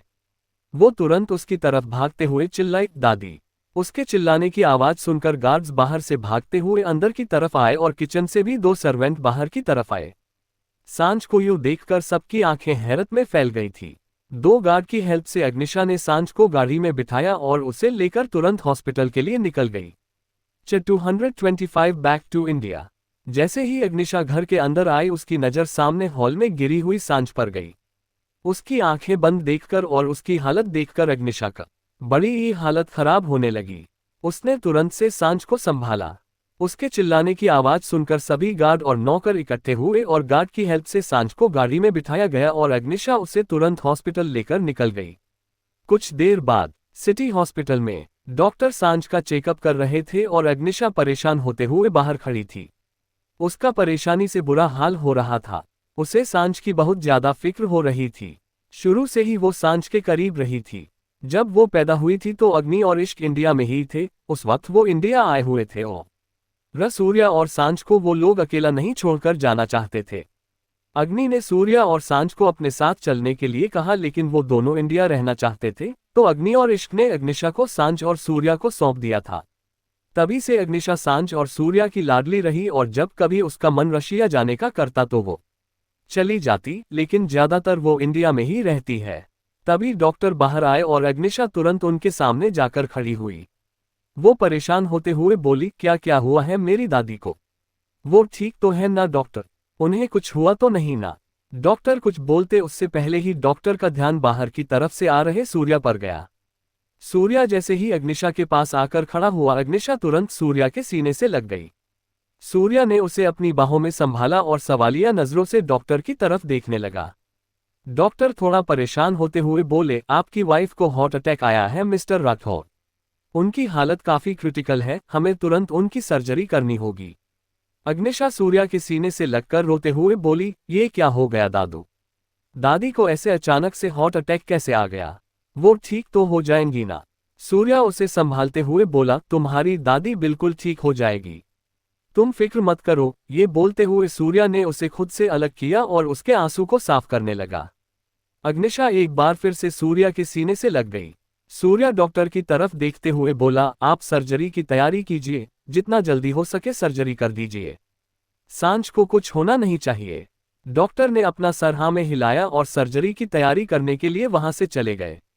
अग्निशा का रो रो कर बुरा हाल हो रहा था। वही सूर्या के दिमाग में इस वक्त कुछ चल रहा था। उसने अग्निशा को चेयर पर बिठाया और फिर उसे खुद को संभालने के लिए कहा। उसने अग्निशा को थोड़ा सा संभालने के बाद बाहर की तरफ जाकर अपना फोन अपनी पॉकेट से निकाला और उस पर एक मैसेज किया। वो मैसेज करते वक्त उसे बिल्कुल भी अच्छा नहीं लग रहा था, लेकिन फिलहाल उसके पास और कोई ऑप्शन नहीं था। वहीं दूसरी तरफ आग्नेय और अक्ष दोनों पार्टी में मौजूद थे और दोनों इस वक्त एक टेबल के पास थे जहां पर शैंपियन की बोतल रखी हुई थी। इबादत और नाजिया दोनों ही वही साइड में खड़ी थी, लेकिन दोनों एक दूसरे से काफी दूर थी। नाजिया बार बार इबादत की तरफ देख रही थी, लेकिन इबादत ने एक बार भी नाजिया की तरफ नहीं देखा था। नाजिया इबादत की तरफ देखते हुए बोली, आखिर ये लड़की है कौन? देखने में तो ऐसा लग रहा है जैसे कहीं से भाग कर आए हो। इसका भला इस मेंशन में क्या काम? ओह गॉड, फिलहाल मुझे इस पर नहीं अपने काम पर ध्यान देना है, लेकिन मैं अपना काम करूं कैसे? ये बोलते हुए उसने मेंशन के अंदर की तरफ देखा। इबादत भी वहां पर थोड़ा नर्वस फील कर रही थी। वहां काफी बड़े बड़े गेस्ट आए हुए थे जिनके सामने इबादत थोड़ा हिचकिचा रही थी। वो आग्नेय से बात करना चाहती थी ताकि वहां से जा सके, लेकिन आग्नेय को वहां सामने स्टेज पर खड़ा देखकर वो कुछ कर भी नहीं पा रही थी। वहीं दूसरी तरफ केक वगैरह कट करने का सिस्टम ना ही अक्ष को पसंद था और ना ही आग्नेय को, इसीलिए वो दोनों शैंपियन की बोतल ओपन करके ही अपना बर्थडे सेलिब्रेट करते थे और उसके बाद होता था अग्नि का स्पेशल फायरवर्क। वो अक्ष और आग्नेय के हर बर्थडे पर यूं ही आसमान में राउंड फायर करता था, जिसकी आवाज पूरे रशिया में गूंजती। लेकिन फिलहाल उसके पॉकेट में रखे हुए फोन पर वाइब्रेशन हुई। उसने अपना फोन चेक किया तो सामने आए हुए मैसेज को देखकर उसके पैरों तले जमीन खिसक गई। इश्क जो उसके पास ही मुस्कुराते हुए खड़ी थी और अक्ष और आग्नेय को देख रही थी। जब उसने अग्नि का एक्सप्रेशन लेस चेहरा परेशानियों से भरा हुआ देखा तो उसकी नज़र भी अग्नि के फोन पर गई और मैसेज को पढ़कर उसकी आंखें बड़ी हो गई। उसने तुरंत उसके हाथों से फोन लिया और बोली, माँ को हार्ट अटैक। वही आग्नेय और अक्ष दोनों के हाथ में बोतल थी और दोनों ही उसे चेक कर रहे थे। दोनों की नज़र जब इश्क और अग्नि पर गई तो उनके हाथ खुद ब खुद रुक गए। उन्होंने बोतल टेबल पर रखी और दोनों ही एक साथ अग्नि और इश्क के पास आए, तो अग्नि और इश्क उन दोनों से कुछ कह ही नहीं पाए। इस वक्त उन दोनों के लिए एक खुशी भरा माहौल था, लेकिन अक्ष इश्क की तरफ देखते हुए बोला, क्या हुआ मॉम? आप इतनी परेशान क्यों है? क्या है फोन पर? ये बोलते हुए जब उसने इश्क के हाथों से फोन लिया तो इश्क कुछ बोल ही नहीं पाए। अगले ही पल वो मैसेज आग्नेय ने भी पढ़ा और दोनों वापस स्टेज पर आए और आग्नेय सबकी तरफ देखते हुए बोला, sorry guys but this party is over. Now if you want to enjoy your dinner you can, but would have to leave. ये बोलकर आग्नेय और अक्ष दोनों इश्क और अग्नि के साथ वहां से अंदर की तरफ आ गए। इबादत और नाजिया दोनों हैरान थी। धीरे धीरे सभी गेस्ट वहां से जाने लगे। इबादत को समझ नहीं आया कि वो क्या करे, इसलिए वो भी दरवाजे की तरफ बढ़ गई, लेकिन जैसे ही वो दरवाजे पर आई किसी ने पीछे से उसका हाथ खींचा और उसे देखते हुए बोला, कहाँ जा रही हो तुम? इबादत आग्नेय की तरफ देखते हुए बोली, आपने सबको जाने के लिए कहा तो मुझे लगा शायद मुझे भी जाना है। आग्नेय उसे गुस्से से देखते हुए बोला, कहा था ना मैंने तुमसे कि तुम मुझसे दूर कहीं नहीं जाओगी, तो तुमने ये सोच भी कैसे लिया? फिलहाल हम दोनों को कहीं भी नहीं जाना क्योंकि हम दोनों इंडिया जा रहे हैं। इबादत उसकी बात सुनकर हैरान रह गई। वो हैरानी से बोली, इन इंडिया? लेकिन क्यों? आग्नेय उसे गहरी नजरों से देखते हुए बोला, ये सवाल आज मुझसे पूछ लिया, आइंदा कभी मत पूछना। मैं फैसला लेता हूँ, फैसला लेकर सफाई नहीं देता। ये बोलकर आग्नेय ने इबादत को खींचा और उसे अंदर ले गया। वहीं दूसरी तरफ नाजिया इधर उधर नजर घुमाते हुए अक्ष को ढूंढ रही थी। तभी अचानक से किसी ने उसके पीछे से आकर उसके मुंह पर एक रुमाल रखा और अगले कुछ ही पलों में नाजिया की आंखें बंद हो गई। वो लुढ़क कर उस शख्स के सीने पर ही गिर गई। उस शख्स ने उसे अपनी गोद में उठाया और वहां से लेकर चला गया। तकरीबन 8 घंटे बाद अग्नि और इश्क का प्राइवेट जेट इंडिया लैंड कर चुका था। दोनों अकेले आए थे और अक्ष और आग्नेय अपने अपने प्राइवेट जेट से आने वाले थे। जैसे ही दोनों अपने प्राइवेट जेट से उतरे उनकी गाड़ी उन्हें रिसीव करने आई हुई थी। पारस भी उनके साथ ही था। इश्क अग्नि की तरफ देख रही थी। अग्नि उसकी नजरों को समझते हुए बोला, डोंट वरी, मैं तुम्हें पहले हॉस्पिटल ही लेकर जाऊंगा एंग्री बर्ड। इश्क रोते हुए बोली, मुझे माँ की बहुत फिक्र हो रही है मिस्टर फायर, कहीं उन्हें कुछ हो ना जाए। अग्नि ने उसे अपने सीने से लगाया और बोला, डोंट वरी, माँ को कुछ नहीं होगा, हम चल रहे हैं उनके पास। कुछ देर बाद उनकी गाड़ी सिटी हॉस्पिटल के बाहर आकर रुकी। अग्नि और इश्क तेज कदमों से अंदर आए। अभी वो दोनों अंदर की तरफ आ ही रहे थे कि आईसीयू के बाहर इधर उधर टहल रही अग्निशा की नजर इश्क और अग्नि पर गई। उसने जैसे ही उन दोनों की तरफ देखा वो भागते हुए उन दोनों के पास आए और आकर अग्नि के सीने से लग गई। अग्नि ने भी उसे अपनी बाहों में समेट लिया था। अग्निशा रोते हुए बोली, डैड दादी की तबीयत बहुत ज्यादा खराब है। सांझ के बारे में सुनकर इश्क की आंखों में आंसू आने लगे। अग्निशा को लेकर दोनों आगे आए। अग्नि की नजरें वहां पर खड़े सूर्या पर थी। सूर्या को देखकर एक पल के लिए उसके कदम रुक गए और फिर अगले ही पल वो जाकर सूर्या के सीने से लग गया। सूर्या ने भी उसकी पीठ पर अपना हाथ रखा। इस वक्त समझ की वजह से दोनों ही खुद को बहुत ज्यादा कमजोर और बेबस महसूस कर रहे थे। इश्क अग्निशा को संभाल रही थी। अंदर डॉक्टर सांझ की सर्जरी कर रहे थे। वहीं दूसरी तरफ आग्नेय इबादत के साथ अपने प्राइवेट जेट में था और अक्ष अपने प्राइवेट जेट में था। उसकी साथ वाली सीट पर नाजिया बेहोश लेटी हुई थी। उसे देखते हुए अक्ष उसके चेहरे पर झुका और बोला, मुझे पता था तुम मेरे साथ आने से पहले 100 तरह के ड्रामे करोगी, इसलिए मैं तुम्हें इस तरह से लेकर आया हूँ precious, I hope you don't mind. ये बोलते हुए उसके चेहरे पर हल्की सी डेविल स्माइल आ गई। वहीं इबादत जो आग्नेय के साथ बैठी थी उसके चेहरे पर बेहद डर झलक रहा था। इंडिया और आग्नेय ये दोनों चीज ही ऐसी थी जिससे फिलहाल उसे बहुत डर लग रहा था। वहीं दूसरी तरफ राठौर निवास, जीवन और इतिश्री दोनों अपने कमरे में थे, तभी कमरे का दरवाजा नॉक हुआ। जीवन और इतिश्री दोनों ने दरवाजे की तरफ देखा तो सामने निया खड़ी थी। निया अंदर जाकर उनके सामने खड़ी हुई और बोली, वो लोग इंडिया आ चुके हैं। इतिश्री हैरानी से बोली, तुम्हें कैसे पता?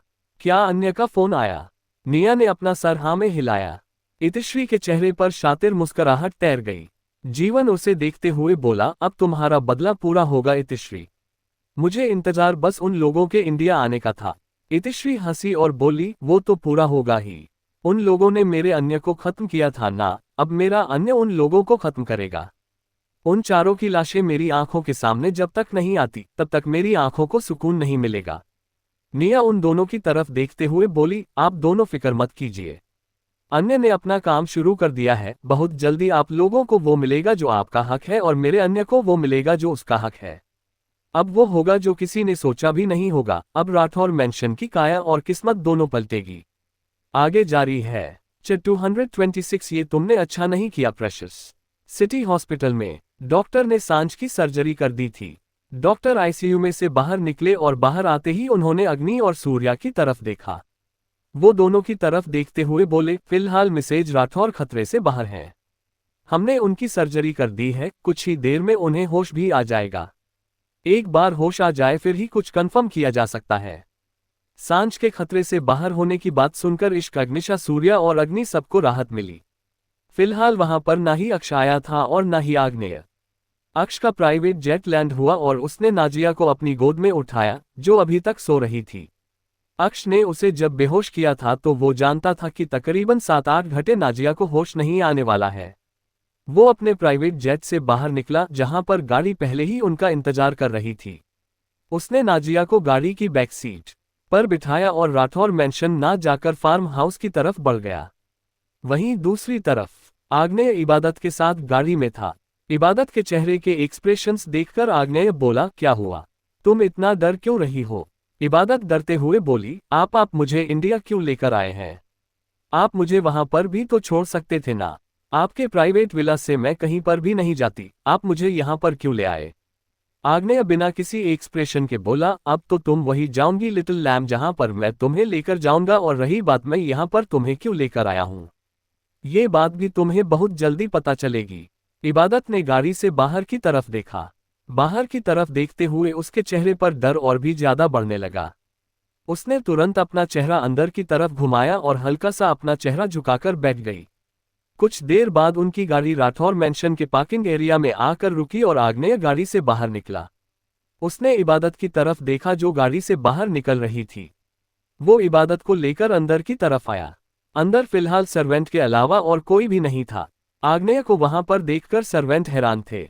हालांकि वो सब आग्नेय को पहचानते थे, लेकिन उन्हें नहीं पता था कि आग्नेय आने वाला है। आग्नेय एक सर्वेंट की तरफ देखते हुए बोला, आप इन्हें मेरे रूम में लेकर चलिए और इन्हें जिस चीज की भी जरूरत हो आप दे दीजिएगा। मैं हॉस्पिटल जा रहा हूँ। उस सर्वेंट ने अपना सर हाँ में हिलाया। इबादत तुरंत बोली, हो हॉस्पिटल क्यों? आप हॉस्पिटल क्यों जा रहे हैं? आग्नेय बिना किसी एक्सप्रेशन के बोला, वो सब मैं तुम्हें आकर बताऊंगा। फिलहाल तुमसे जितना कहा है तुम उतना करो। इबादत और कुछ कहती उससे पहले ही आग्नेय तुरंत तेज कदमों से वहां से निकल गया। इबादत उस सर्वेंट की तरफ देखते हुए बोली, क्या मैं कुछ देर यहीं पर रुक जाऊं? वो सर्वेंट अपना सर झुकाकर बोली, सॉरी मैम, लेकिन सर ने कहा है कि आपको उनके रूम में छोड़कर आओ। तो आप प्लीज मेरे साथ उनके रूम में चलिए, वहां पर आप जाकर रेस्ट कर लीजिएगा। इबादत कुछ बोल ही नहीं पाए। वो उस सर्वेंट के साथ आग्नेय के रूम में आ गई। रूम का दरवाजा खुला। ऐसा लग ही नहीं रहा था कि कोई वहां पर बहुत वक्त बाद आया हो। सांझ न सिर्फ आग्नेय बल्कि अक्ष और अग्नि इश्क के कमरे की भी रोज सफाई करवात बड़ी थी। इबादत वहां अंदर की तरफ आए और उसने एक नज़र पूरे कमरे की तरफ देखा। उसकी गहरी हरी आंखें उस पूरे कमरे का मुआयना कर रही थी। वो सर्वेंट वहां से चली गई। उसके जाने के बाद इबादत ने दरवाजा बंद किया और आकर बेड पर बैठ गई। वो बेड पर बैठकर परेशान होते हुए बोली, अगर मुझे किसी ने यहाँ पर देख लिया तो? नहीं, इससे पहले कि मुझे कोई यहाँ पर देखे मुझे तुरंत यहाँ से जाना होगा। मुझे मिस्टर वोल्केनो से कहना होगा कि मुझे यहाँ से वापस रशिया भेज दें, मैं यहाँ पर नहीं रह सकती। वहीं दूसरी तरफ फार्म हाउस में नाजिया ने हल्की सी अंगड़ाई लेते हुए अपनी आंखें खोली। उसने अपने आसपास देखा। उसे यहाँ की जगह बड़ी अजीब लग रही थी। वो तुरंत अपने बेड पर उठकर बैठी तो उसकी नज़र सामने खड़े अक्ष पर गई, जो क्लोजेट में से कुछ निकाल रहा था।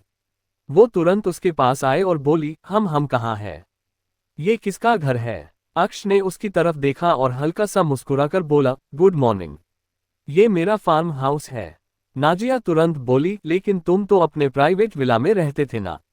ये वो जगह नहीं है, ये जगह थोड़ी अजीब है। ये बोलते हुए वो विंडो की तरफ आए। उसने बाहर का नज़ारा देखा तो उसे एक पल नहीं लगा ये समझने में कि वो रूस में नहीं इंडिया में है। वो वापस अक्ष के पास आए और गुस्से से बोली, तुम मुझे इंडिया ले आए। अक्ष बिना किसी एक्सप्रेशन के बोला, यस मैं तुम्हें इंडिया लेकर आया हूं और अब तुम यहां पर मेरे साथ रहोगी। फिलहाल मुझे बहुत जरूरी काम से बाहर जाना है, मैं आकर तुमसे मिलता हूं। ये बोलकर अक्ष वहां से जाने लगा। नाजिया ने गुस्से से दांत पीसते हुए उसकी तरफ देखा और उसके गिरेबान को पकड़कर उसे अपनी तरफ खींचा। उसने अक्ष को जोर से धक्का दिया और बोली, तुम्हारी हिम्मत भी कैसे हुई मुझे मेरी इजाजत के बिना यहाँ इंडिया लाने की? तुम समझते क्या हो खुद को? हाँ, पहले तुमने मुझे रूस में जबरदस्ती अपने साथ रखा और अब मुझे इंडिया ले आए, तुम्हें तो मैं छोड़ूंगी नहीं। ये बोलकर वो वापस अक्ष के पास आए और उसके गाल पर थप्पड़ लगाने को हुई, लेकिन उससे पहले ही अक्ष ने उसका हाथ पकड़कर बुरी तरह से मरोड़ दिया और गुस्से से दांत पीसते हुए बोला, एक ही गलती तुम बार बार क्यों करती हो प्रेशियस?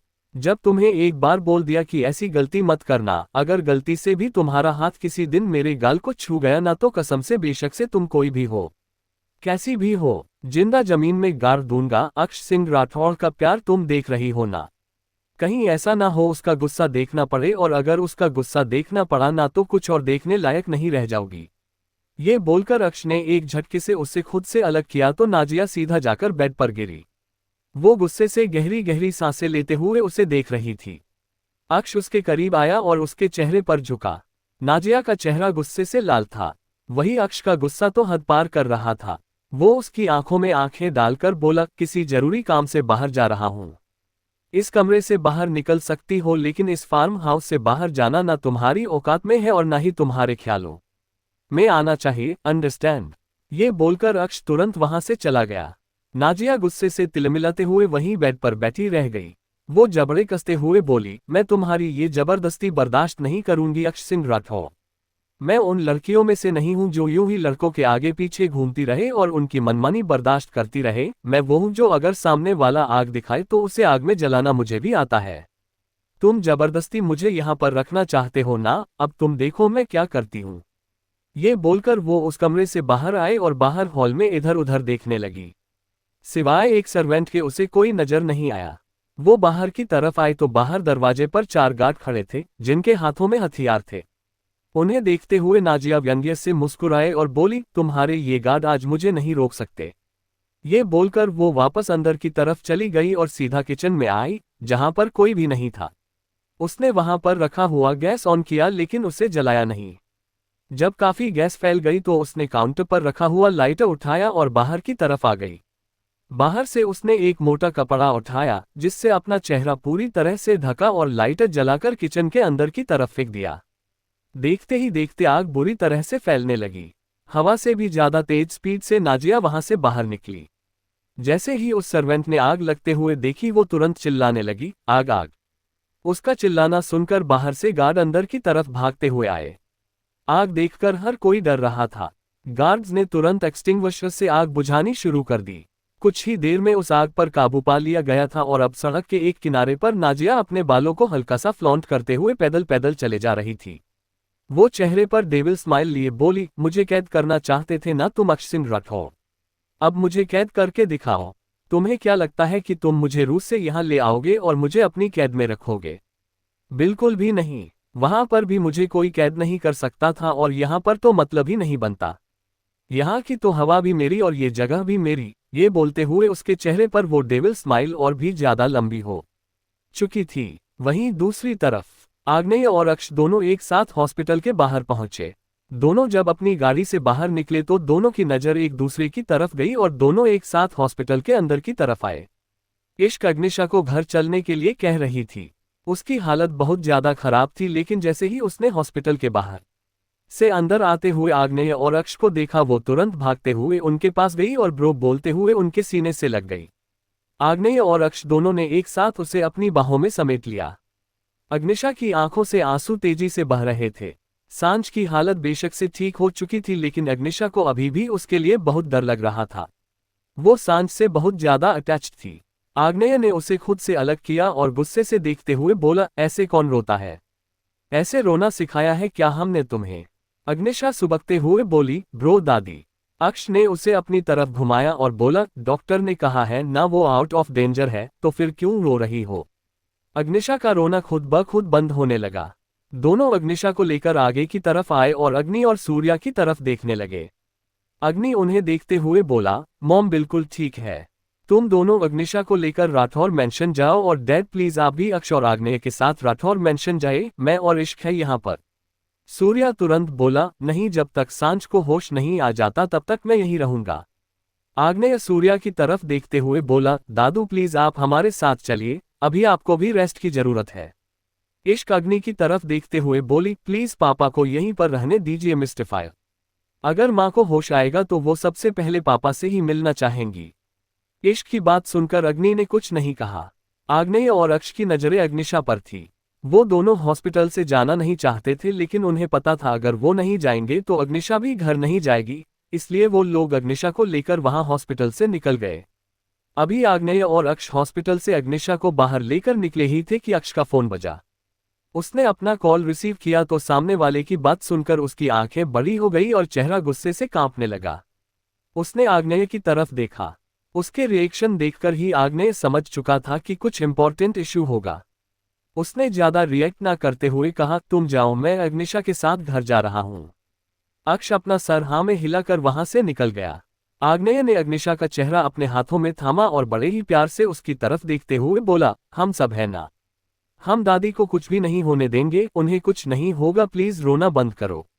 अग्निशा एक बार फिर से उसके सीने से लग गई। अनिशा को लेकर आग्नेय राठौर मेंशन के लिए निकल गया। अभी अग्निशा अपनी गाड़ी में ही बैठी थी कि उसका फोन बजने लगा। इतने वक्त से उसने अपने फोन पर ध्यान भी नहीं दिया था। उसने तुरंत अपनी पॉकेट से फोन निकाला तो सामने विधान का कॉल आते देख उसकी आंखें हैरत में फैल गई।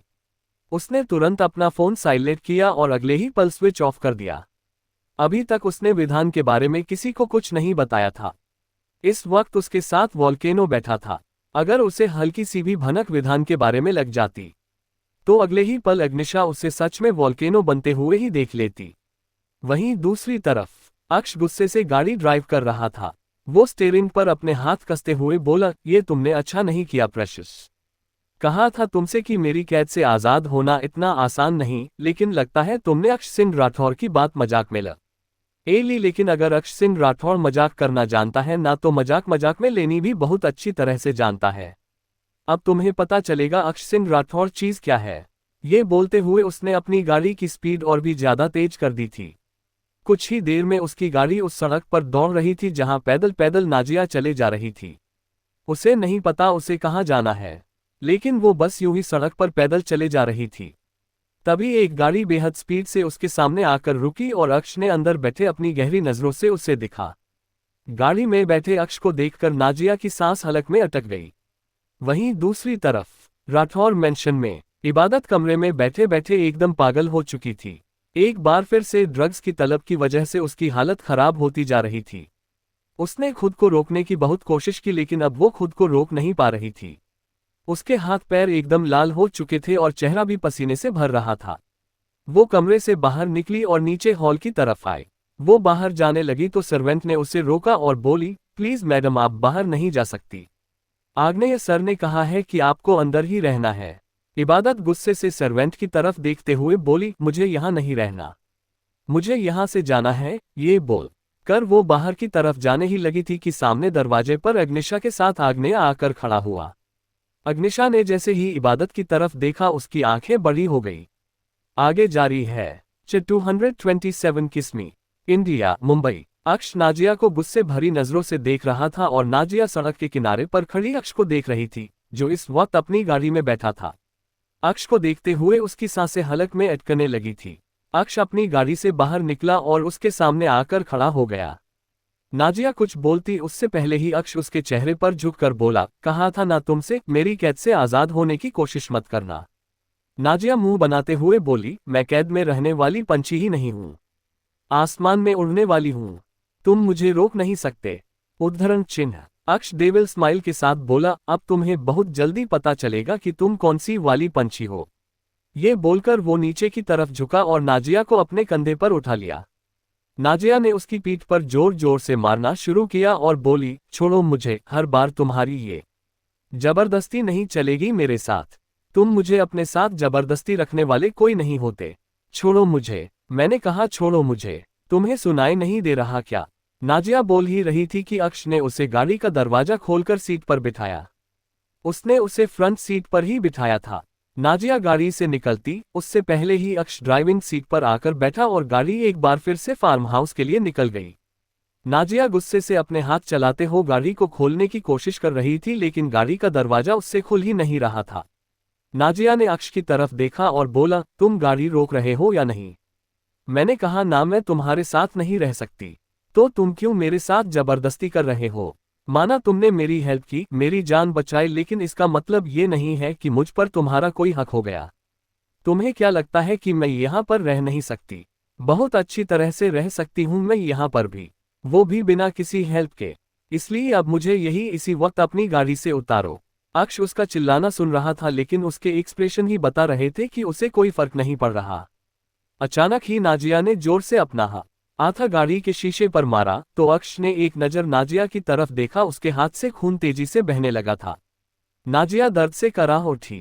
अक्ष डेविल स्माइल के साथ उसे देखते हुए बोला, अगर बेशक से दूसरा हाथ भी तोड़ लोगी, बाहर नहीं निकल सकती तुम अब। तुम्हारी मर्जी है तुम्हें क्या करना है और क्या नहीं। नाजिया उसकी बात सुनकर गुस्से से कांपती हुई रह गई। उसके हाथ में इस वक्त बहुत ज्यादा दर्द हो रहा था, लेकिन अक्ष को तो जैसे उसके दर्द से कोई फर्क ही नहीं पड़ रहा था। वहीं दूसरी तरफ राठौर मैंशन इबादत ड्रग्स की तलब में परेशान हो रही थी। वो राठौर मैंशन से जैसे ही बाहर निकलने को हुई, सामने आग्नेय और अग्निशा आकर खड़े हुए। अग्निशा ने इबादत की तरफ देखा तो हैरान रह गई। अभी तक आग्नेय ने उसे इबादत के बारे में कुछ नहीं बताया था। वही आग्नेय ने जैसे ही इबादत को देखा, वो तुरंत उसके पास आया। इबादत का कांपना ही बता रहा था कि इस वक्त वो किस सिचुएशन में है।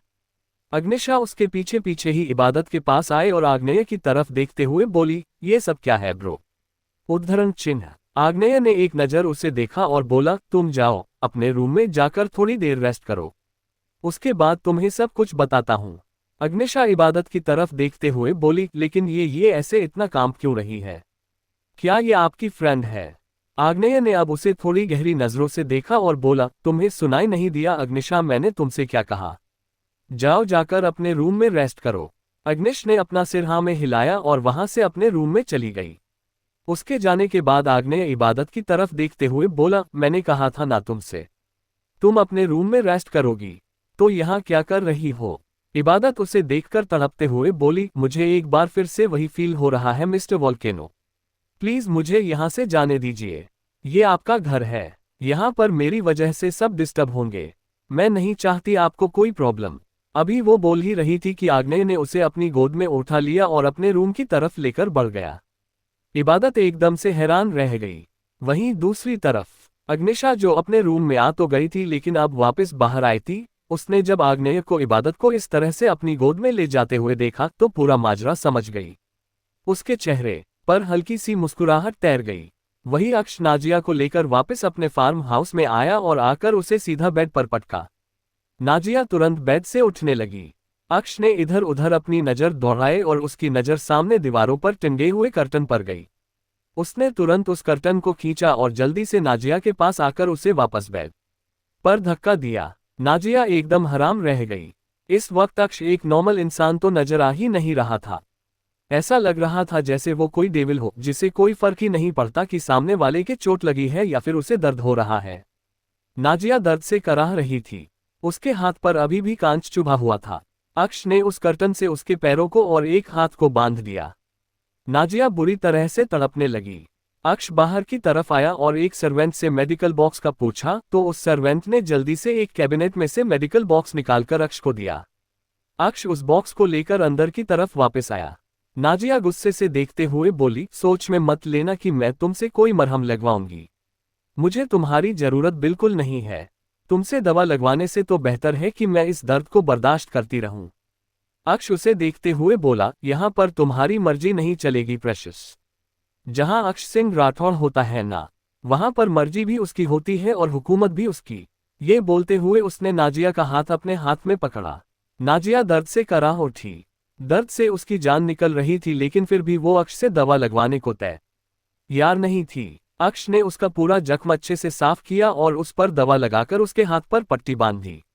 नाजिया एक्सप्रेशनलेस होकर बोली, जब मेरे हाथ खोलोगे ना तो सबसे पहले इस पट्टी को ही हटाऊंगी। अक्ष डेविल स्माइल के साथ बोला, अगर तुम्हारे हाथ खुलेंगे तो ना। उद्धरण चिन्ह। ये बोलकर वो नाजिया के ऊपर से हटा और मेडिकल बॉक्स वहां साइड में टेबल पर रख दिया। अक्ष उसे देखते हुए बोला, भूख लगी है। नाजिया व्यंग्य से हंसी और बोली, बिल्कुल भी नहीं। तुम्हारे हाथों से खाने से बेहतर है मैं जहर खा लूं। उद्धरण चिन्ह। अक्ष तिरछा मुस्कुराया और बोला, फिर तो तुम्हें मुझे खाना पड़ेगा क्योंकि मैं भी जहर से कम नहीं। खैर तुम्हें पूछना मेरा फर्ज था, पूछ लिया। मना तुमने किया तो अब तुम्हारी मर्जी। ये बोलकर अक्ष वहां से जाने लगा। नाजिया तुरंत बोली, तुम मुझे यहाँ पर अकेले छोड़कर नहीं जा सकते। अक्ष ने वापस पलटकर उसकी तरफ देखा और बोला, डोंट वरी प्रेशियस, रात को तुम्हारे पास ही आऊंगा लेकिन फिलहाल तुमसे भी इम्पोर्टेंट बहुत काम है मेरे पास। ये बोलकर अब तुरंत वहां से चला गया। नाजिया उसे जाते देख रही थी। उसके जाने के बाद उसके चेहरे पर डेविल स्माइल आ गई। वो मुस्कुराते हुए बोली, इंसान सबसे ज्यादा उसी को अपने पास रखने की कोशिश करता है जो उससे दूर जाने की कोशिश करे। मैं जितना तुमसे दूर जाऊंगी तुम उतना ही मुझे अपने करीब लाने के लिए तिलमिलाओगे। क्या कहा तुमने कि तुम जहर हो? नहीं मेरी जान, जहर तुम नहीं, जहर तो ये नाजिया है, जिसके साथ भी ना जिया जाए और जिसके बिना भी ना जिया जाए। ये बोलते हुए उसके चेहरे की डेविल स्माइल और भी ज्यादा लंबी हो गई। अंडस्को। वहीं दूसरी तरफ हॉस्पिटल में अग्नि, इश्क और सूर्या अभी हॉस्पिटल में थे। इश्क को वहीं पर रुकने का बोलकर अग्नि और सूर्या एक दूसरे से बात करते हुए कॉरिडोर में आकर खड़े हुए। कॉरिडोर में आकर सूर्या अग्नि की तरफ देखते हुए बोला, डायमंड्स। उद्धरण चिन्ह। अग्नि हल्का सा मुस्कुराया और बोला, सेफ है। सूर्या ने एक गहरी सांस ली और बोला, तुम्हें क्या लगता है वो लोग डायमंड तक पहुंचाने की कोशिश करेंगे? अग्नि ने अपनी पॉकेट में हाथ डाले और सामने विंडो की तरफ देखने लगा, जो कि हॉस्पिटल से बाहर का नजारा दिखा रही थी। वो बाहर की तरफ देखते हुए बोला, वो लोग कोशिश करेंगे नहीं डैड, वो लोग कोशिश कर चुके हैं। बस फर्क इतना है कि हमें उनके बारे में पता है और उन्हें हमारे बारे में भनक भी नहीं। सूर्या के चेहरे पर भी डेविल स्माइल आ गई। राठौर मेंशन में आग्नेय इबादत को कमरे में लेकर आया और उसे देखने लगा। इबादत खुद को रोकने की कोशिश कर रही थी लेकिन रोक नहीं पा रही थी। आग्नेय उसके बिल्कुल करीब हुआ और उसकी कमर पर अपना हाथ रखकर बोला, क्या हुआ? बहुत ज्यादा बेचैनी हो रही है। इबादत ने अपना चेहरा हाँ में हिलाया। आग्नेय उसे देखते हुए बोला, किस मी? इबादत हैरानी से उसकी तरफ देखने लगी। आग्नेय एक बार फिर से बोला, क्या हुआ? अब क्यों रोक रही हो खुद को? करो मुझे किस। जैसे ही उसने कहा, इबादत उसके चेहरे के बिल्कुल करीब हुई और उसे सच में किस करने लगी। आग्नेय ने भी उसे नहीं रोका। उसने भी अपने हाथ इबादत की पीठ पर और ज्यादा कस दिए और उसे बहुत ज्यादा पैशनेट होकर किस करने लगा। इबादत ने कुछ देर बाद उसके होठों को छोड़ा और उसकी शर्ट के बटन को खोलने लगी। उसके हाथ बुरी तरह से कांप रहे थे लेकिन फिर भी वो अब आग्नेय के सीने को अपने हाथों से चला रही थी। वो कभी उसकी गर्दन पर किस करती तो कभी उसके सीने पर।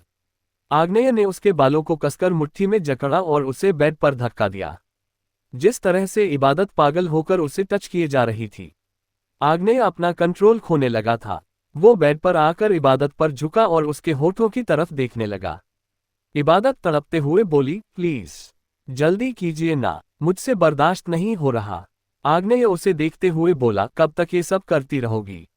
मुझे तुम्हारे करीब आने में कोई प्रॉब्लम नहीं है क्योंकि अब तो तुम्हें अपना बना चुका हूं, लेकिन मैं नहीं चाहता मैं इस तरह ड्रग्स की कमी पूरी करूं। आग लगाना मेरा शौक है, आग बुझाना नहीं। इबादत तड़पते हुए बोली, लेकिन अभी फिलहाल जो आग मेरे अंदर लगी हुई है प्लीज उसे शांत कीजिए, वरना मैं मर जाऊंगी। अभी इबादत बोल ही रही थी कि आग्नेय ने उसके बालों को कसकर मुट्ठी में जकड़ा। उसने एक बार फिर से इबादत के होठों पर अपने होंठ रख दिए और उसे बेहद वाइल्ड किस करने लगा। धीरे धीरे इबादत के कपड़े उसके जिस्म से अलग हो रहे थे और इबादत की बॉडी को आग्नेय अपने हाथों से सला रहा था। इबादत और भी ज्यादा तड़पने लगी थी।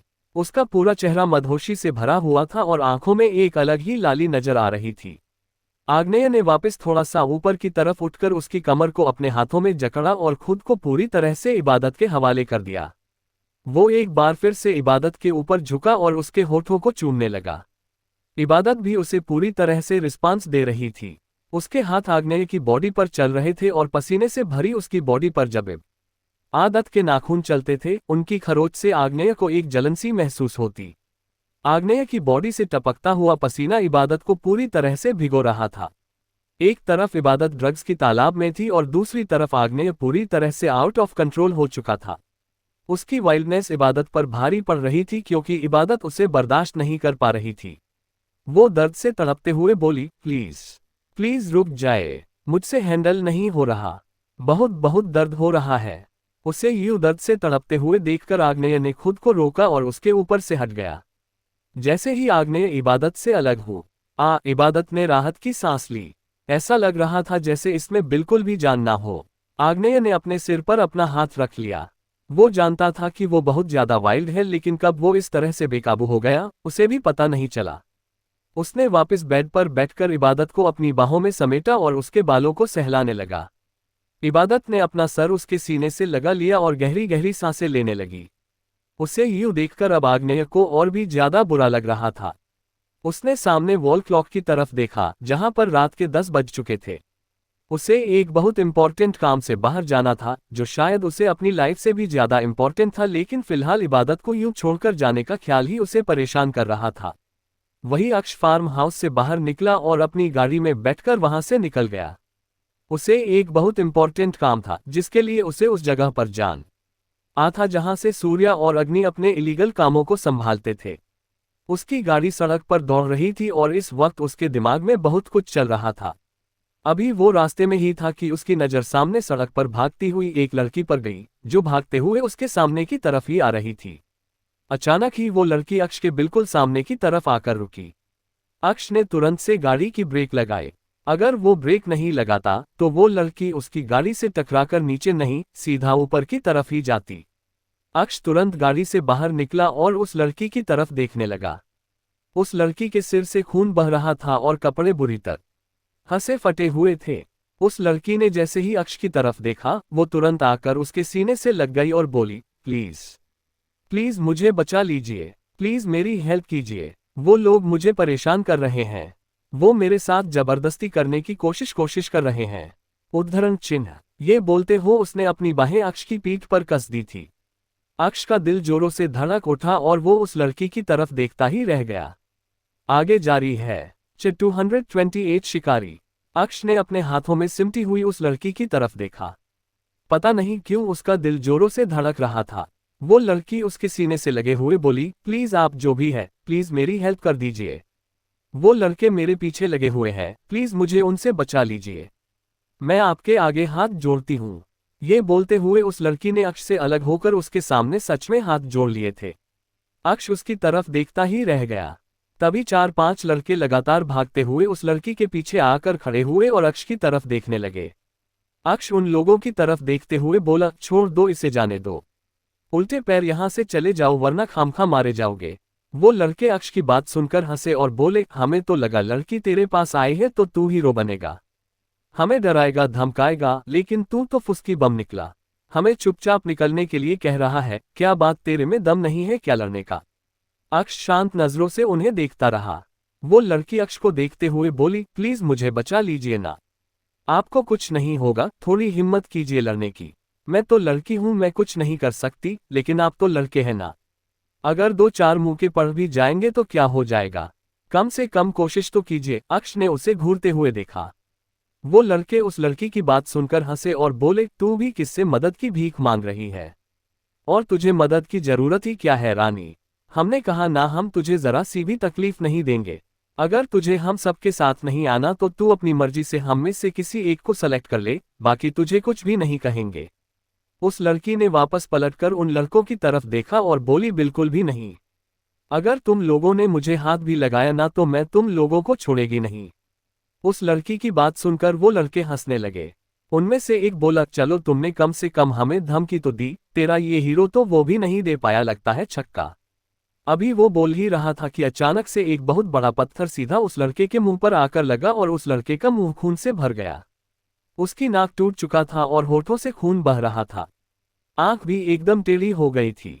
एक पत्थर ने उसके चेहरे का हुलिया बिगाड़ दिया था और वो दर्द से तिलमिलाते हुए नीचे जमीन पर गिर गया था। उसकी हालत देखकर उसके साथ खड़े लड़के एकदम हैरान रह गए। उस लड़की ने पलटकर अक्ष की तरफ देखा और अपनी पलकें बार बार झपकाते हुए बस उसकी तरफ देखती ही रही। बाकी के 2 लड़के एक साथ अक्ष की तरफ बढ़े। उनमें से एक चिल्लाते हुए बोला, खुद को ज्यादा सियाना समझता है क्या? तेरी शान पट्टी तो हम निकालते हैं। ये बोलते हुए उस लड़के ने अक्ष के गिरेबान को पकड़ लिया और उसके चेहरे पर पंच मारने लगा। अक्ष ने अपनी कमर पर अपना हाथ रखा और उसमें दबाई हुई गन निकालकर उसके लोअर पार्ट पर पॉइंट कर दी। उस लड़के को जैसे ही अपनी बॉडी पर कुछ महसूस हुआ, उसने हैरानी से नीचे की तरफ देखा तो उसकी आंखें हैरत में फैल गई। अक्ष उस लड़के की तरफ देखते हुए बोला, अगर तुम्हारा हाथ चलेगा तो मेरा हाथ भी चलेगा। तुम्हारा हाथ चलेगा, मेरा कुछ नहीं जाएगा। मेरा हाथ चलेगा, तुम्हारा सब कुछ जाएगा। अब तुम देखो, तुम्हें हाथ चलाना है या फिर अपने पैर चलाने हैं। वो लड़का तुरंत पीछे की तरफ हटते हुए बोला, माफ कर दो हमें। हम तो बस यूं ही मजाक कर रहे थे। तुम प्लीज इसे अपने पास रखो। हम जा रहे हैं अभी यहाँ से। तुम तो बड़े वाले मर्द निकले। अभी वो बोल ही रहा था कि अक्ष ने गन से शूट कर दिया। उस लड़की ने जैसे ही गोली चलने की आवाज सुनी, उसने अक्ष की तरफ हैरानी से देखा। उसके हाथों में पकड़ी हुई गन देखकर वो एकदम से लड़खड़ा गई और बेहोश होकर नीचे जमीन पर गिर गई। वहीं जिसे गोली लगी थी वो भी दर्द से चिल्लाते हुए नीचे जमीन पर गिर चुका था। उसके कपड़ों पर खून लगा हुआ था। अक्ष ने अब उस तीसरे लड़के की तरफ देखा जो उसकी तरफ कदम बढ़ा रहा था, लेकिन अब पीछे की तरफ कदम ले रहा था। अक्ष ने अपनी गन से उसे भगाने का इशारा किया तो वो तुरंत वहां से भागने की कोशिश करने लगा।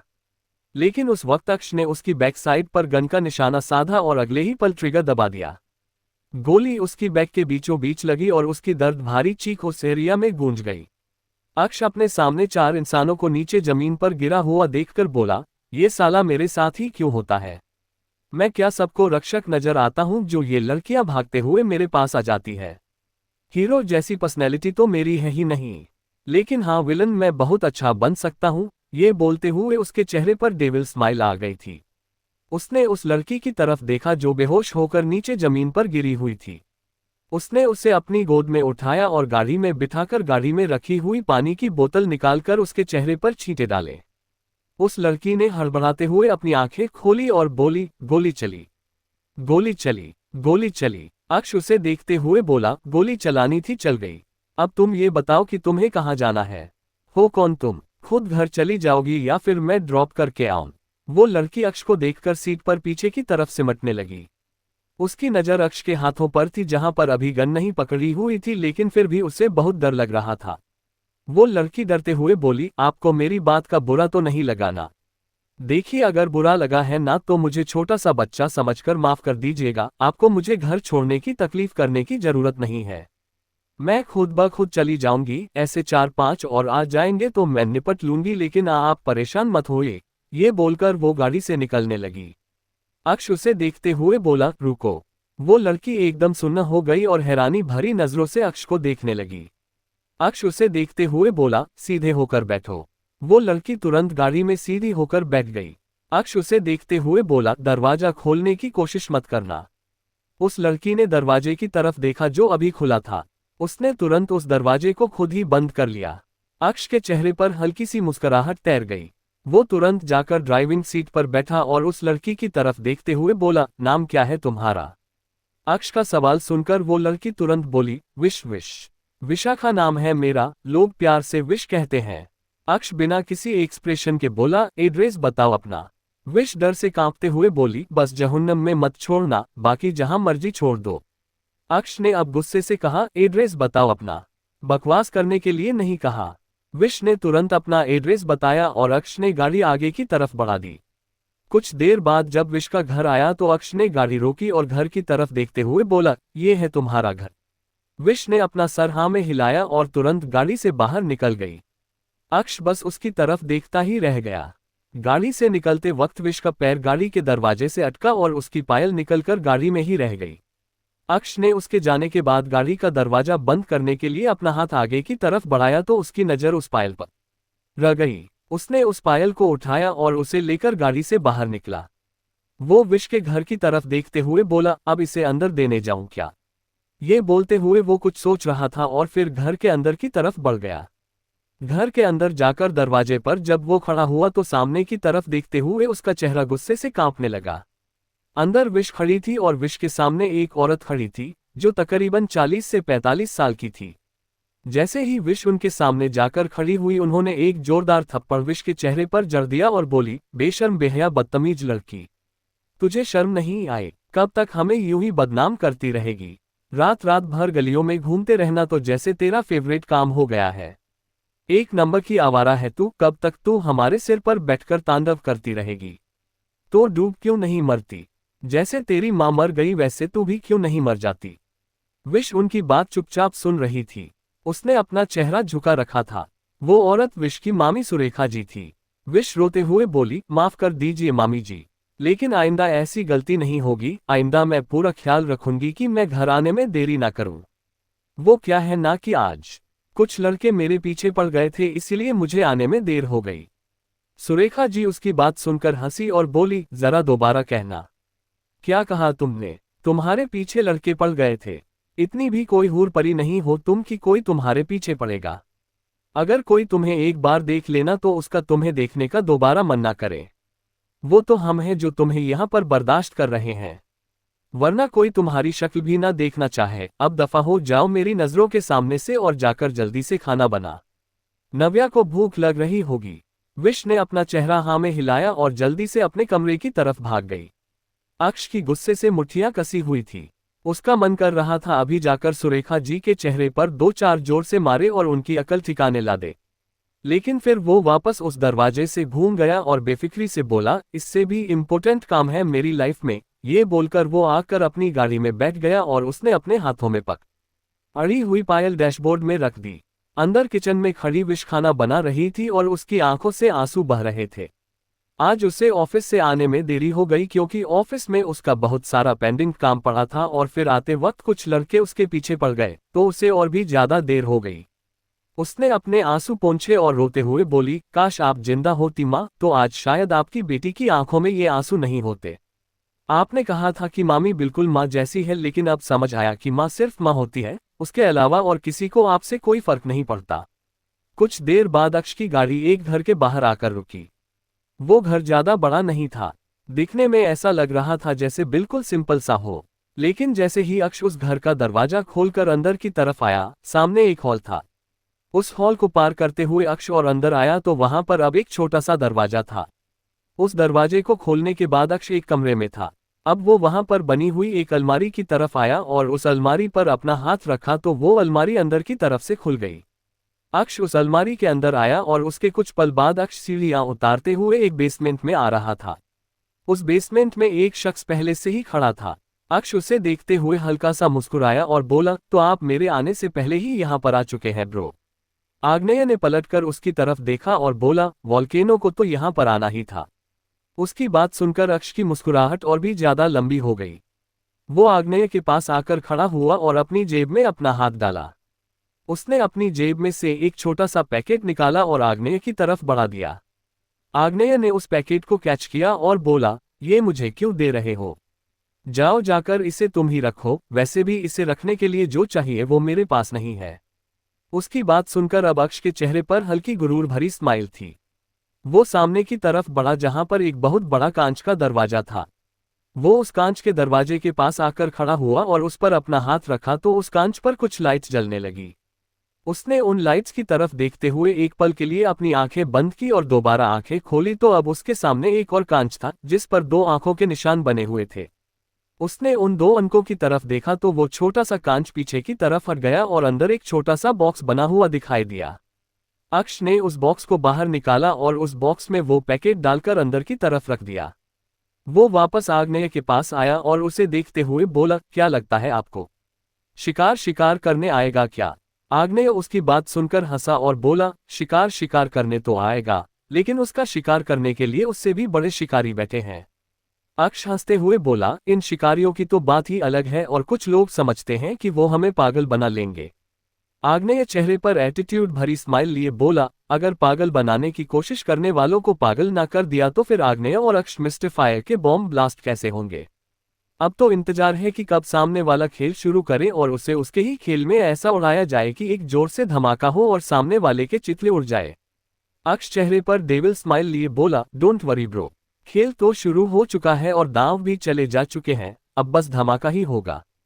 वहीं दूसरी तरफ हॉस्पिटल में सांझ को डिस्चार्ज मिल गया था और उसे घर पर ले आया गया था। हालांकि उसकी हालत अभी भी ज्यादा ठीक नहीं थी, लेकिन सूर्या ने घर में ही सारे अरेंजमेंट करवा दिए थे। इश्क और अग्नि भी सांझ के साथ घर आ चुके थे।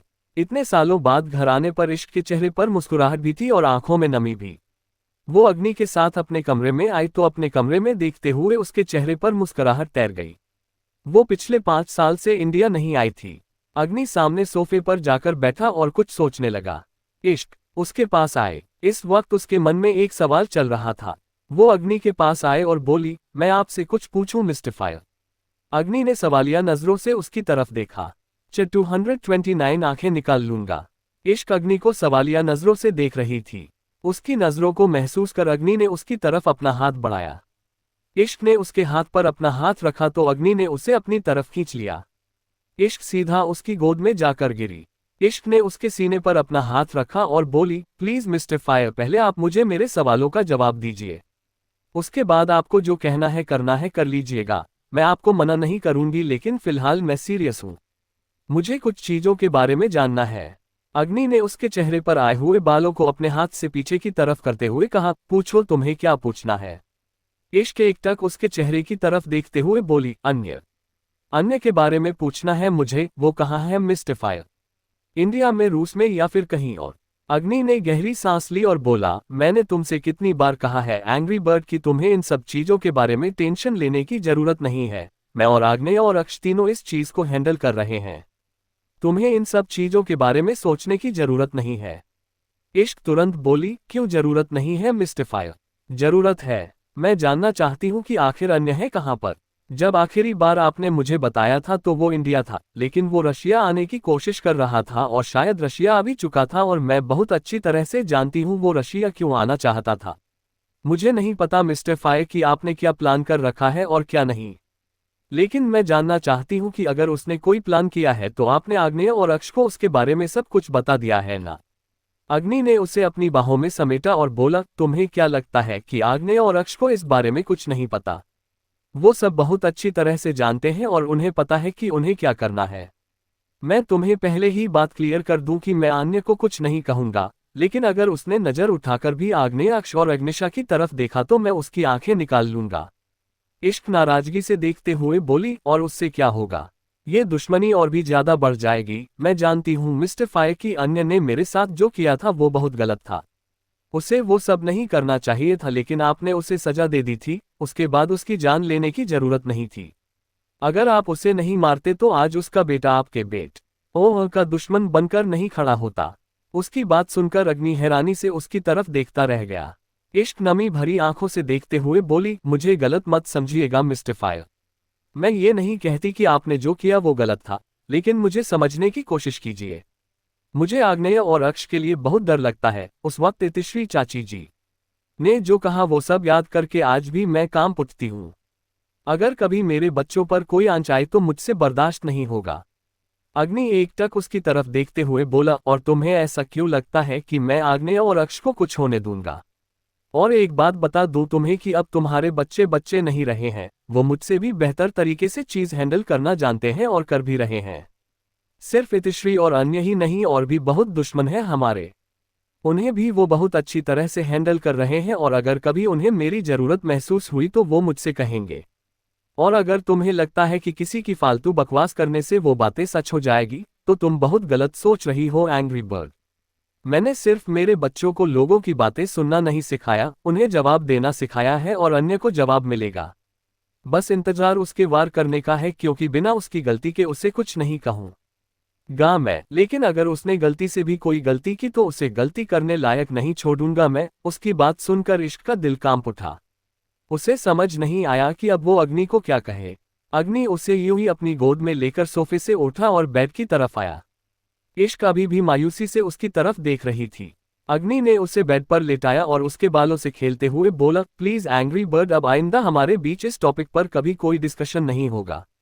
तुम जानती हो मुझे बिल्कुल नहीं पसंद जब तुम इन सब चीजों में इंटरफेयर करती हो और किसी चीज की टेंशन लेती हो। मैं तुम्हारे चेहरे पर सिर्फ और सिर्फ रिलैक्सेशन देखना चाहता हूँ, कोई फालतू की टेंशन नहीं। और अगर टेंशन लेनी है ना तो आग्नेय और अक्ष के उन कांडों की लो जो वो फिलहाल कर रहे हैं।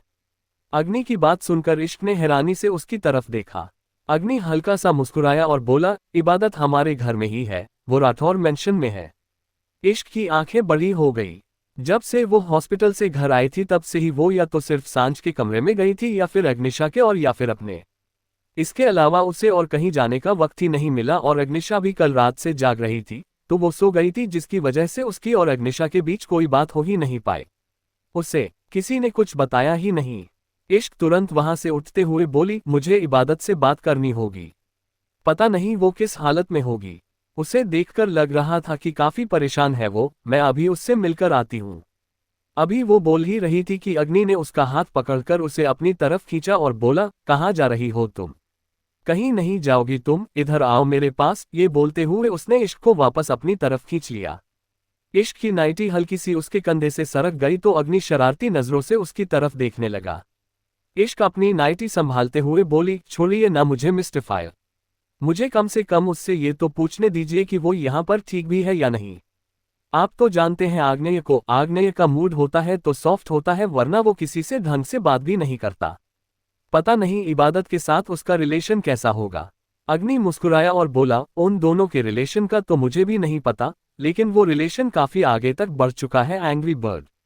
उसकी बात सुनकर इश्क हैरान रह गई। आज तक उसने आग्नेय के बारे में ऐसी कोई बात नहीं सुनी थी। हालांकि आग्नेय की गर्लफ्रेंड ऋतिका पिछले 2 सालों से उसके साथ थी, लेकिन कभी भी वो दोनों एक हद से आगे नहीं बढ़े थे। इश्क को समझ नहीं आया वो क्या कहे। अग्नि हल्का सा मुस्कुराया और बोला, वो उसे बहुत अच्छी तरह से संभाल लेगा, तुम्हें फिक्र करने की जरूरत नहीं है। तुम बस ये सोचो कि तुम्हें फिलहाल खुद को मुझसे कैसे बचाना है।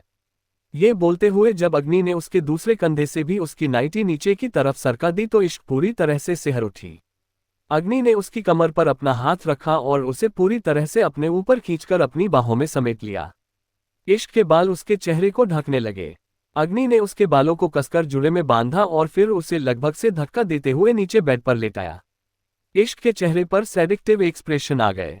अग्नि उसके पेट को हल्का हल्का सहलाने लगा तो इश्क की आंखों में भी मदहोशी छाने लगी। उसके हाथ भी खुद ब खुद अग्नि के सीने पर चलने लगे थे। इस वक्त अग्नि शर्टलेस था। उसने सिर्फ एक ब्लैक कलर का लोअर पहना हुआ था। अग्नि ने इश्क की गर्दन पर अपने होंठ रखे और उसे किस करते हुए ही उसकी नाइटी को निकालकर नीचे जमीन पर फेंक दिया। इश्क पूरी तरह से उसकी बाहों में सिमट गई और अग्नि के सीने को बेहताशा चूमने लगी। दोनों की गर्म सांसें आपस में उलझते हुए उन दोनों को और भी ज्यादा मदहोश कर रही थी और दोनों के तपते हुए बदन जिस तरह से एक दूसरे में सिमटते जा रहे थे, ऐसा लग रहा था जैसे बिस्तर पर आग लग रही हो। इश्क की गरम गरम सिसकियां पूरे कमरे में गूंजने लगी थी। कभी अग्नि उसके पैरों में अपने पैर उलझाता तो कभी हाथों में अपने हाथ, कभी होठों से होंठ तो कभी खुद पूरी तरह से उसमें उलझ जाता। दोनों एक बार फिर से अपने इश्क की आग में तपने लगे थे। वहीं दूसरी तरफ आग्नेय अपने कमरे में आया तो देखा इबादत अभी भी बेड पर सो रही थी। उसने एक गहरी सांस ली और आकर इबादत की बगल में लेटकर उसे अपनी बाहों में समेटते हुए बोला, लिटिल लैम अपनी आंखें खोल लो। इबादत नींद में कसमसाते हुए बोली, प्लीज मिस्टर वॉल्केनो मुझे सोने दीजिए। अगर मैं उठूंगी तो मैं एक बार फिर से परेशान हो जाऊंगी और मैं अब आपको परेशान नहीं करना चाहती, प्लीज मुझे सोए रहने दीजिए। आग्नेय ने उसकी कमर पर अपना हाथ रखकर हल्का सा दबाव बनाया और बोला, अगर तुम्हारे ऐसे सोने से तुम्हारी प्रॉब्लम सॉल्व होती हो तो मैं तुम्हें सोने दूं, लेकिन मुझे पता है अगर तुम ऐसे ही सोई रहोगी तो जब तुम उठोगी तो तुम्हारी बॉडी तुम्हारी वीकनेस को बर्दाश्त नहीं कर पाएगी और फिर एक बार फिर से तुम यूं ही तड़पने लगोगी और अब मैं ऐसा कुछ भी नहीं होने दूंगा। इसलिए उठो, पहले डिनर करो और फिर आराम से सोना।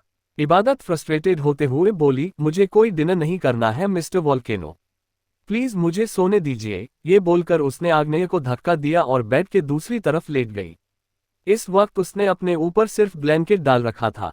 आग्नेय ने उसे कपड़े नहीं पहनाए थे क्योंकि इबादत सो चुकी थी और आग्नेय ने उसके ऊपर ब्लैंकेट ही अच्छे से उड़ा दिया था। वैसे भी उसके अलावा कोई और कमरे का दरवाजा नहीं खोल सकता था। उसने इबादत के ऊपर से हल्का सा ब्लैंकेट हटाया तो उसकी नज़र इबादत की पीठ पर गई। एकदम गोरी और गोरी पीठ देखते हुए आग्नेय का गला सूखने लगा। उसने अपनी उंगलियों से उसकी पीठ को सहलाया तो इबादत ने हल्की सी अंगड़ाई ली। आग्नेय उसके बिल्कुल करीब हुआ और उसे अपनी गोद में उठाकर बेड से उठा। इबादत ने मजबूरन अपनी आंखें खोली। उसने गुस्से से आग्नेय की तरफ देखा। अभी तक उसे ये भी एहसास नहीं हुआ था कि वो खुद किस हालत में है। वही आग्नेय उसके चेहरे को जरूर देख रहा था, लेकिन उसके अलावा उसने अपनी नज़र उसकी बॉडी पर कहीं भी नहीं डाली थी। पर जब इबादत को एहसास हुआ कि वो किस हालत में है, तो वो आग्नेय के अंदर सिमटने लगी। उसे यूं खुद के अंदर सिमटते हुए देख आग्नेय के चेहरे पर हल्की सी मुस्कुराहट तैर गई। वो उसके सीने से लगकर बोली, प्लीज मिस्टर वोल्केनो, मुझे मेरे कपड़े पहनने हैं। प्लीज मुझे कपड़े दे दीजिए। आग्नेय ने उसके कंधे पर अपना हाथ रखा और उसे हल्का सा अपने सामने करते हुए बोला, ज्यादा परेशान होने की जरूरत नहीं है और मुझसे तो कुछ छुपाने की जरूरत भी नहीं है। तुम्हें बहुत अच्छी तरह से देखा हुआ है मैंने, और अब तो इस जिस्म पर हक है मेरा, तो क्यों इतना परेशान हो रही हो। इबादत गहरी गहरी सांसें लेते हुए बोली, लेकिन पता नहीं क्यों मुझे कुछ हो रहा है। Please mister volcano. अभी वो बोल ही रही थी कि आग्नेय ने उसके होठों पर अपनी उंगली रखी और उसे बड़ी ही इंटेंस नजरों से देखने लगा। आग्नेय उसे देखते हुए बोला, अब तुम चुपचाप खाना खाओगी, एक शब्द भी नहीं बोलोगी। अगर एक शब्द भी कहा तो फिर। इबादत अपनी बड़ी बड़ी आंखों से उसे देखते हुए बोली, तो क्या करेंगे आप। आग्नेय ने उसकी गर्दन के पास अपनी इंटेंस नजर डाली तो इबादत के जिस्म में एक कर्ज सा दौड़ गया। भले ही वो आग्नेय के पास खुद आती थी, इंटीमेसी में उसकी पूरी मर्जी शामिल होती थी, लेकिन उस वक्त वो अपने होश में नहीं होती थी। उसे कुछ नहीं पता होता था कि उसकी बॉडी के साथ क्या हो रहा है क्या नहीं। वो बस उसकी एक जरूरत होती थी, लेकिन अब आग्नेय को देखते हुए उसके चेहरे पर दुनिया जहां की शर्मो हया बिखर रही थी। उसके होंठ हल्के हल्के फड़फड़ाने लगे। आग्नेय ने निवाला बनाकर उसकी तरफ बढ़ाया तो इबादत ने चुपचाप खाना शुरू कर दिया। आग्नेय के चेहरे पर गहरी मुस्कुराहट आ गई। वहीं दूसरी तरफ अक्ष वापस फार्म हाउस में आया। फार्म हाउस में आते ही उसकी नज़र अंदर बेड पर लेटी हुई नाजिया पर गई, जिसके हाथ पैर बंधे हुए थे। उसे देखते हुए वो उसके पास उसे उठाने के लिए आने लगा, लेकिन वो अपना हाथ उसकी तरफ बढ़ाता उससे पहले ही उसके चेहरे पर डेविल स्माइल आ गई और वो पीछे की तरफ हट गया। वो वॉशरूम में गया और फिर कुछ देर बाद एक लोअर पहने बाहर डाइनिंग टेबल पर आया। सर्वेंट ने खाना पहले ही सर्व कर दिया था। अक्ष खाना खाने लगा कि अचानक ही उसके हाथ रुक गए। इस वक्त उसके चेहरे पर काफी कंफ्यूजन नजर आ रही थी। उसने खान की प्लेट ली और अंदर अपने कमरे की तरफ बढ़ गया। उसने प्लेट टेबल पर रखी और नाजिया के पास आकर उसके गाल पर अपना हाथ रखा तो नाजिया एकदम हड़बड़ाते हुए उठ गई। वो उठते ही गुस्से से अक्ष की तरफ देखने लगी। वो बेड पर उठकर बैठी तो पैर में खिंचावट होने की वजह से उसे पैर में दर्द हुआ और साथ ही साथ वो गलत बड़ी ई से अपने हाथ पर भी जोर डाल बैठी। दर्द से आह भरते हुए वो अक्ष की तरफ देख रही थी। अक्ष ने टेबल पर रखी हुई प्लेट उठाए और उसकी तरफ लेकर आया। उसने नाजिया के सामने वो प्लेट की और बोला, अब तो तुम्हें भूख लग गई होगी या अभी भी नहीं लगी। नाजिया गुस्से से गहरी गहरी सांस लेते हुए उसे देखती रही। अक्ष डेविल स्माइल के साथ बोला, अभी अगर तुमने खाना नहीं खाया तो पछतावा तुम्हें ही होगा, क्योंकि इसके बाद खाना तुम्हें सीधा सुबह मिलेगा, वो भी तब जब मेरी मर्जी होगी, इसलिए चुपचाप ये खाना फिनिश करो। अभी वो बोल ही रहा था कि नाजिया ने जोर से अपना हाथ प्लेट पर मारा और वो प्लेट नीचे जमीन पर गिर गई। सारा खान जमीन पर फैल चुका था। गुस्से से कांपते हुए अक्ष ने नाजिया की तरफ देखा। नाजिया गुस्से से दांत पीसते हुए बोली, तुम्हारी हिम्मत भी कैसे मेरे साथ इस तरह से बर्ताव करने की। कोई जानवर नहीं हूं मैं जो इस तरह से बांध कर चले जाओगे। अभी वो बोल ही रही थी कि अक्ष ने उसके बालों को कसकर मुट्ठी में जकड़ा और बोला, तुम्हारी हिम्मत भी कैसे हुई खाना इस तरह से नीचे जमीन पर फेंकने की। दोनों ही एक दूसरे को बेहिसाब गुस्से से घूर रहे थे। आगे जारी है। 230 न्यू ट्विस्ट दिल। अक्ष और नाजिया दोनों एक दूसरे को बेहिसाब गुस्से से देख रहे थे। अक्ष एकदम दांत पीसते हुए बोला, तुम्हें क्या लगता है कि तुम ये खाना फेंक दोगी तो मैं तुम्हारे लिए दूसरी प्लेट लेकर आऊंगा। नो प्रेशियस नो, अगर तुम्हें खाना खाना है तो तुम्हारी मर्जी और नहीं खाना तो भी तुम्हारी मर्जी। I just don't take care. ये बोलकर अक्ष अपनी जगह से उठा और वहां से बाहर की तरफ चला गया। नाजिया बस उसकी तरफ देखती ही रह गई। उसके चेहरे पर इस वक्त मिक्सड एक्सप्रेशन थे। वो बार बार दरवाजे की तरफ देख रही थी। वो दरवाजे की तरफ देखते हुए मन ही मन बोली, ऐसा हो ही नहीं सकता कि तुम मुझे खाना ना खिलाओ। बहुत अच्छी तरह से जानती हूं मैं तुम्हें कि तुम्हें सबसे ज्यादा बुरी चीज इग्नोरेंस लगती है, और जब तुम्हें कोई इग्नोर करता है या फिर तुम्हारी बात नहीं मानता तो तुम्हें उस इंसान पर बहुत गुस्सा आता है। लेकिन तुम अटैच भी उस इंसान से होते हो। भले ही तुम मेरे सामने गुस्सा दिखाओ, लेकिन तुम्हारे दिल के अंदर फीलिंग तो अब तक मैं जगा चुकी हूं। तुम मुझे खाना खिलाने तो जरूर आओगे। अभी वो बोल ही रही थी कि उसे कदमों की आहट सुनाई दी। उसके चेहरे पर एक्साइटमेंट झलकने लगी।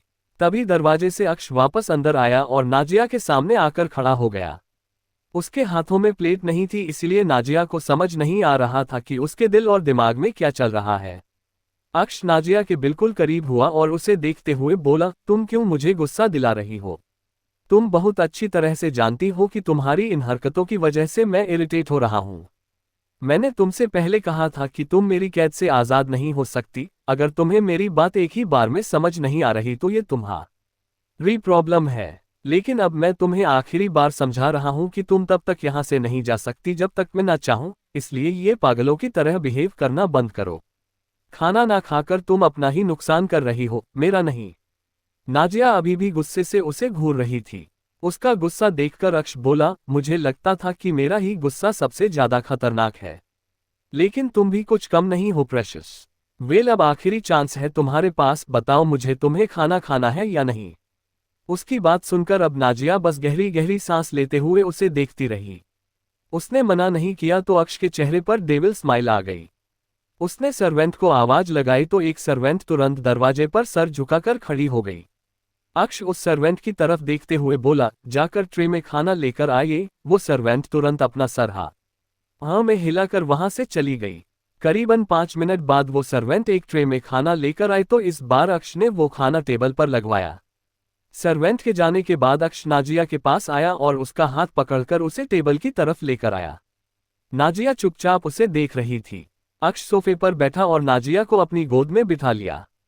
वो नाजिया की तरफ देखते हुए बोला, मैं तुमसे झूठ नहीं कहूंगा, बट आई लाइक यू। बहुत सारी लड़कियां आई हैं मेरी जिंदगी में, लेकिन तुम सबसे अलग हो।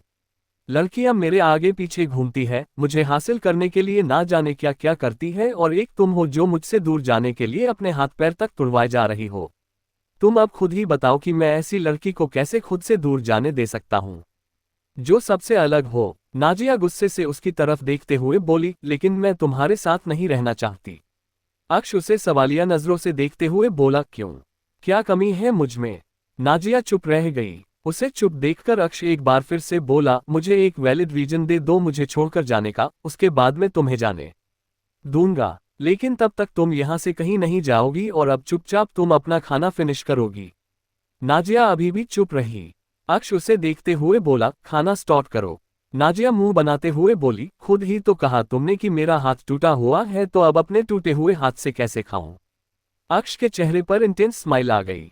उसने खुद अपने हाथों से नाजिया को खाना खिलाना शुरू कर दिया। वो नाजिया के चेहरे की तरफ देख रहा था, एकदम बेदाग चेहरा, खूबसूरती इतनी ज्यादा कि कोई भी इस खूबसूरती के जाल में फंस जाए। ऊपर से खाना खाते वक्त उसके वो रसीले होंठ जो खाने की वजह से और भी ज्यादा रसीले लग रहे थे। वो नाजिया को खाना खिलाता रहा और नाजिया चुपचाप खाए जा रही थी। लेकिन तभी नाजिया देखते हुए बोली, तुम नहीं खाओगे? अक्ष बिना किसी एक्सप्रेशन के बोला, तुम्हें तो मैं खिला रहा हूं, लेकिन मुझे खिलाने वाला कोई है ही नहीं, तो मैं कैसे खाऊं? नाजिया ने उसे तिरछी नजरों से देखा और बोली, मेरा हाथ टूटा हुआ है। अक्ष उसे गहरी नजरों से देखते हुए बोला, मुंह तो सही सलामत है ना? उसकी बात सुनकर नाजिया हैरानी से उसकी तरफ देखने लगी। अक्ष ने उसके मुंह में निवाला डाला तो इस बार नाजिया ने वो निवाला वाला अंदर की तरफ नहीं लिया बल्कि अपने होठों पर ही रोक दिया। अक्ष की नजरें उस पर इंटेंस हो गई। नाजिया उसके होठों पर झुकी और अपने होठों वाला निवाला उसके होठों पर रखा तो अक्ष ने अपने होठों को खोल दिया। नाजिया ने उसे वो निवाला खिलाया तो अक्ष के चेहरे पर लंबी सी स्माइल आ गई। वहीं नाजिया का चेहरा भी जहां अब तक गुस्से और एटीट्यूड से भरा हुआ था, अब थोड़ा खिला दिखाई देने लगा। उसके चेहरे पर हल्की सी लाल रंगत आ रही थी। अक्ष ने उसकी कमर पर अपना हाथ कसा और बोला, पता नहीं क्यों लेकिन कुछ तो अलग है तुम में जो मैं तुम्हारी तरफ अट्रैक्ट हो रहा हूं। आई थिंक तुमसे प्यार हो रहा है मुझे। उसकी बात सुनकर नाजिया उसकी तरफ देखती ही रह गई। वो तुरंत उसके ऊपर से हटते हुए बोली, लेकिन मुझे इन प्यार व्यार के चक्कर में नहीं पड़ना मिस्टर अक्ष सिंह राठौर। मैं ये प्यार मोहब्बत के लिए नहीं बनी। अक्ष भी उसके पीछे पीछे अपनी जगह से खड़ा हुआ और उसके करीब आते हुए बोला, क्यों? अगर तुम्हें प्यार मोहब्बत नहीं करनी तो और क्या करना है? पूरी जिंदगी अकेली रहोगी? नाजिया ने उसकी तरफ देखा और बोली, शायद। अभी वो बोली रही थी कि अक्ष बिल्कुल उसके करीब आया और बोला, लेकिन अगर मैं कहूं कि मैं एक पल के लिए भी तुम्हें अकेला नहीं छोड़ूंगा तो? अगर मैं कहूं कि बेशक से मैं तुम्हारे साथ रहूं ना रहूं लेकिन मेरे एहसास तुम्हारे साथ रहेंगे तो। अगर मैं कहूं कि खाना खाकर मेरा पेट नहीं भरा, मेरा कुछ और खाने का मन है तो। ये बोलते हुए उसकी नजरें जब नाजिया के होठों पर टिक गई तो नाजिया ने अपने होठों को हल्का सा अपने दांतों में दबाया। वो थोड़ा इतराते हुए बोली, बेशक से अपना पेट भरने के लिए तुम कुछ भी खाओ, लेकिन जो तुम खाना चाहते हो वो तुम्हें नहीं मिलेगा। ये बोलकर वो वहां से जाने लगी। लेकिन अगले ही पल अक्ष ने उसका हाथ पकड़कर उसे अपने करीब खींचा और उसके चेहरे की तरफ देखते हुए बोला, ऐसा तो हो ही नहीं सकता कि मैं कुछ खाना चाहूं और सामने वाला मुझे रोक दे, और तुम तो मुझे बिल्कुल भी नहीं रोक सकती। नाजिया धीमे से बोली, क्यों? मैं तुम्हें क्यों नहीं रोक सकती? अक्ष उसके होठों की तरफ बढ़ते हुए बोला, क्योंकि जितनी भूख मुझे लगी है उतनी ही भूख तुम्हें भी लगी है और मैं हम दोनों की भूख शांत करने वाला हूं। ये बोलकर उसने नाजिया के होठों पर अपने होंठ रख दिए और उसे बेतहाशा चूमने लगा।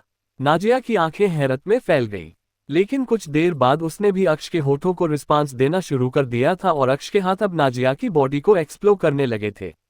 दोनों ही कब एक दूसरे को प्यार से किस करते करते एकदम वाइल्ड होने लगे, दोनों को ही पता नहीं चला। वहीं दूसरी तरफ राठौर मेंशन में इबादत को खाना खिलाने के बाद आग्नेय उसे अपने बाहों में समेटकर सो गया था। लेकिन अग्निशा के कमरे में अग्निशा इस वक्त काफी परेशान नजर आ रही थी। वो इस वक्त विधान से बात कर रही थी। वो सुबह से विधान से बात नहीं कर पाई क्योंकि पहले वो हॉस्पिटल में थी और फिर जब वो घर पर आई तो उसे मौका ही नहीं मिला। अपने बेड पर बैठी हुई वो सामने अपने फोन की तरफ देख रही थी, जो उसने तकिए के सहारे से खड़ा कर रखा था। इस वक्त वो काफी अट्रैक्टिव लग रही थी। ब्लैक कलर के स्पगेटी और व्हाइट शॉर्ट्स में उसका पूरा बदन किसी चांद की तरह चमक रहा था। विधान उसे देखते हुए बोला, जब तुम्हें ऐसे देखता हूं ना तो एकदम पागल हो जाता हूं मैं। तुमसे दूर रहना मेरे लिए मुश्किल हो जाता है फायर गर्ल। अग्निशा मुस्कुराए और बोली, तो क्यों मुझसे दूर रह रहे हैं? आइए मेरे पास और मुझे अपने साथ ही ले जाए। मैं तो कब से तैयार हूं आपके साथ चलने के लिए। एक आप ही हैं जो मुझे बेवजह वेट करवा रहे हैं। विधान तुरंत बोला, ओह रियली? आज सुबह से तुमने मुझे एक बार भी कॉल नहीं किया। तुम्हारे भाई इंडिया वापस क्या आ गए? तुम तो मुझे भूल ही गई। अग्निशा ने अपने होठों को हल्का सा अपने दांतों में दबाया और बोली, आई नो मिस्टर चौहान, मुझे आपको कॉल करना चाहिए था, लेकिन पता नहीं क्यों मुझ ब्रो से इतना डर लगता है कि मैं आपको कॉल करना तो दूर आपका नंबर तक नहीं देख पाती हूँ, एक मैसेज तक नहीं कर पाती हूँ आपको। पता नहीं जब उन दोनों को आपके बारे में पता चलेगा तो वो दोनों कैसे रिएक्ट करेंगे। डैड और मॉम को तो मैं समझा लूंगी, लेकिन दोनों ब्रो से मुझे बहुत डर लग रहा है। विधान मुस्कुराया और बोला, अगर वो दोनों नहीं माने तो? अग्निशा परेशानी से उसे देखते हुए बोली, आप क्यों मुझे कंफ्यूज कर रहे हैं? आप जानते हैं मैं आपसे कितना प्यार करती हूँ, आपके बिना नहीं रह सकती। विधान उसे इंटेंस नजरों से देखते हुए बोला, तो मतलब तुम उन दोनों से लड़कर मुझसे शादी करोगी? अग्निशा तुरंत बोली, ऐसा हो ही नहीं सकता। आई नो, जब मैं उन्हें आपके बारे में बताऊंगी तो शायद उन्हें गुस्सा आएगा, क्योंकि आज तक उन्होंने मुझे हर एक चीज को करने की फ्रीडम दी है, लेकिन सिर्फ एक पाबंदी थी मुझ पर कि मैं किसी से प्यार नहीं करूंगी। पर मुझे हो गया मिस्टर चौहान प्यार, और इतना हो गया कि अब मैं अपने प्यार के बिना रह नहीं सकती। मैं कुछ भी करूंगी, उनसे रिक्वेस्ट करूंगी, लेकिन उन्हें तो मना कर ही रहूंगी। विधान मुस्कुराते हुए बोला, तो तुम्हें क्या लगता है कि अगर तुम उन दोनों को नहीं मनाओगी तो मैं तुम्हें खुद से दूर रहने दूंगा? बिल्कुल भी नहीं। बेशक से मुझे इस दुनिया में आग लगानी पड़ जाए फायर गर्ल, लेकिन तुम्हें तो मैं अपना बनाकर ही रहूंगा। ये बोलते हुए विधान की आंखों में जुनून साफ दिखाई दे रहा था। अग्निशा उसके इस डायलॉग पर एकदम फिदा हो गई और होठों का पाउट बनाकर उसकी तरफ फ्लाइंग किस की। विधान ने अपने होठों को हल्का सा अपने दांतों तले दबाया तो अग्निशा की और भी जान निकलने लगी। इस वक्त विधान भी अपने बेड पर था और शर्टलेस होकर अपने फोन के सामने बैठा था। दोनों यूं ही रात भर वीडियो कॉल करते थे और एक दूसरे को हसरत भरी निगाहों से देखते रहते। विधान अग्निशा की तरफ बेहद हसरत भरी नजरों से देखते हुए बोला, I want to see you. उसकी बात सुनकर अग्निशा के चेहरे पर हल्की हैरानी और हल्की सी मुस्कुराहट एक साथ बिखर गई। वो तुरंत बोली, पर मिस्टर चौहान? विधान उसे देखते हुए बोला, क्या मुझे 2 बार कहने की जरूरत है फायर गर्ल? अभी वो बोल ही रहा था कि अग्निशा ने अपने कपड़ों पर अपने हाथ रखे और अपने टॉप को उतारने लगी, लेकिन वो अपने कपड़े उतारती उससे पहले ही अचानक से फोन कट गया। अग्निशा के चेहरे पर गहरी मुस्कुराहट तैर गई। ये उन दोनों का रोज का था। विधान उसे कई बार देखने की इच्छा जाहिर करता, लेकिन जब अग्निशा उसकी बात मानकर उस ए सामने अपने कपड़े उतारने को होती तो विधान सामने से कॉल डिस्कनेक्ट कर देता था। अभी अग्निशा मुस्कुरा ही रही थी कि उसके फोन पर विधान का वॉइस कॉल आने लगा। उसने तुरंत कॉल रिसीव किया और सामने से विधान की आवाज आई, तुम तो बहुत खतरनाक हो। एक बार भी ऐसे नहीं कहती कि नहीं मिस्टर चौहान मुझे ये नहीं करना, तुम तो जानबूझकर मुझे तड़पाने पर लगी हो। अग्निशा मुस्कुराए और बोली, क्योंकि मैं जानती हूँ जितना ज्यादा मैं आपको तड़पाऊंगी उतना ही ज्यादा आप मेरे पास आने के लिए बेताब होंगे और मुझे उतनी ही जल्दी अपना बनाएंगे। क्योंकि आपसे ज्यादा मैं तड़प रही हूँ मिस्टर चौहान। ये बात बोलते हुए उसके चेहरे पर बेहद सेडिक्टिव एक्सप्रेशन थे। उसने ब्लैंकेट को अपने ऊपर किया और पिलो पर अपना सिर रखकर लेट गई। दोनों पूरी रात एक दूसरे से बातें करते हुए एक दूसरे में खोए रहे। सुबह का वक्त आग्नेय इबादत को लेकर नीचे हॉल में आया था। वो नहीं चाहता था कि इबादत एक ही रूम में रहे और ड्रग्स की वजह से परेशान होती रहे। अगर वो पूरी फैमिली के बीच रहेगी तो थोड़ा नॉर्मल रहेगी, ये सोचकर उसने इबादत का पूरी फैमिली के साथ इंट्रोड्यूस करवा दिया था। हालांकि अग्नि और इश्क तो उसे पहले से ही जानते थे, लेकिन अब सांझ और सूर्य के साथ अग्निशा भी इबादत से मिल चुकी थी। इबादत को देखते हुए अग्निशा मुस्कुरा रही थी। उसे ऐसा लग रहा था कि अगर उसके ब्रो को किसी से प्यार हो सकता है तो वो जरूर उसके प्यार को भी समझेगा। वही सांझ अभी पूरी तरह से ठीक नहीं हुई थी, लेकिन पहले से उसकी तबीयत काफी बेहतर थी। अग्नि आग्नेय की तरफ देखते हुए बोला, मुझे नहीं लगता अब डैड को ऑफिस जाना चाहिए। तुम तो जानते ही हो कि मेरे पास इतना वक्त नहीं जो मैं इंडिया के अभी काम संभाल सकूं। आई थिंक तुम्हें और अक्ष को इंडिया का ऑफिस ज्वाइन कर लेना चाहिए। राठौर इंडस्ट्रीज को शायद तुम दोनों का इंतजार है। आग्नेय कुछ बोलता उससे पहले ही अक्ष दरवाजे से अंदर की तरफ आया और बोला, क्यों नहीं। वैसे भी जब हम दोनों साथ हो तो चीज आसमान को छूने को होती है। आज तक हम दोनों के बीच कंपटीशन रहा है, लेकिन अब दोनों मिलकर राठौर इंडस्ट्रीज को चलाएंगे तो एकदम कहर होगा। वहीं दूसरी तरफ विश जो एक ऑटो में बैठी थी, उसके साथ ही उसकी फ्रेंड नैना थी। नैना विश की तरफ देखते हुए बोली, तुझे पता है आज से शायद हमारा बॉस बदलने वाला है। मैंने सुना है कि सूर्या सर की वाइफ को हार्ट अटैक आया है, तो उनकी बाकी की फैमिली रूस से इंडिया आ गई है। तो हो सकता है अब से राठौर इंडस्ट्रीज को उनका बेटा या फिर वो दोनों, पता नहीं क्या नाम है उनका, आग्नेय सिंह राठौर और अक्ष सिंह राठौर, हाँ वो दोनों संभाले। उसकी बात सुनकर विश हैरानी से बोली, क्या सच में? मतलब अब सूर्या सर ऑफिस नहीं आएंगे? ओह गॉड, सूर्या सर कितने स्वीट थे, लेकिन अब तुमने जो दो नाम लिए वो तो सुनने में इतने खड़ूस लग रहे हैं। पता नहीं दोनों होंगे कैसे, कहीं आग के गोले तो नहीं होंगे जो मुझे जलाकर भस्म कर दें। नैना उसकी बात सुनकर मुस्कुराए और बोली, हो भी सकता है। वैसे सुना है दोनों काफी हॉट है। ये बोलते हुए उसने अपनी आई विंक करी तो विश को अचानक से हिचकी आ गई। आगे जरी है... please like share and subscribe.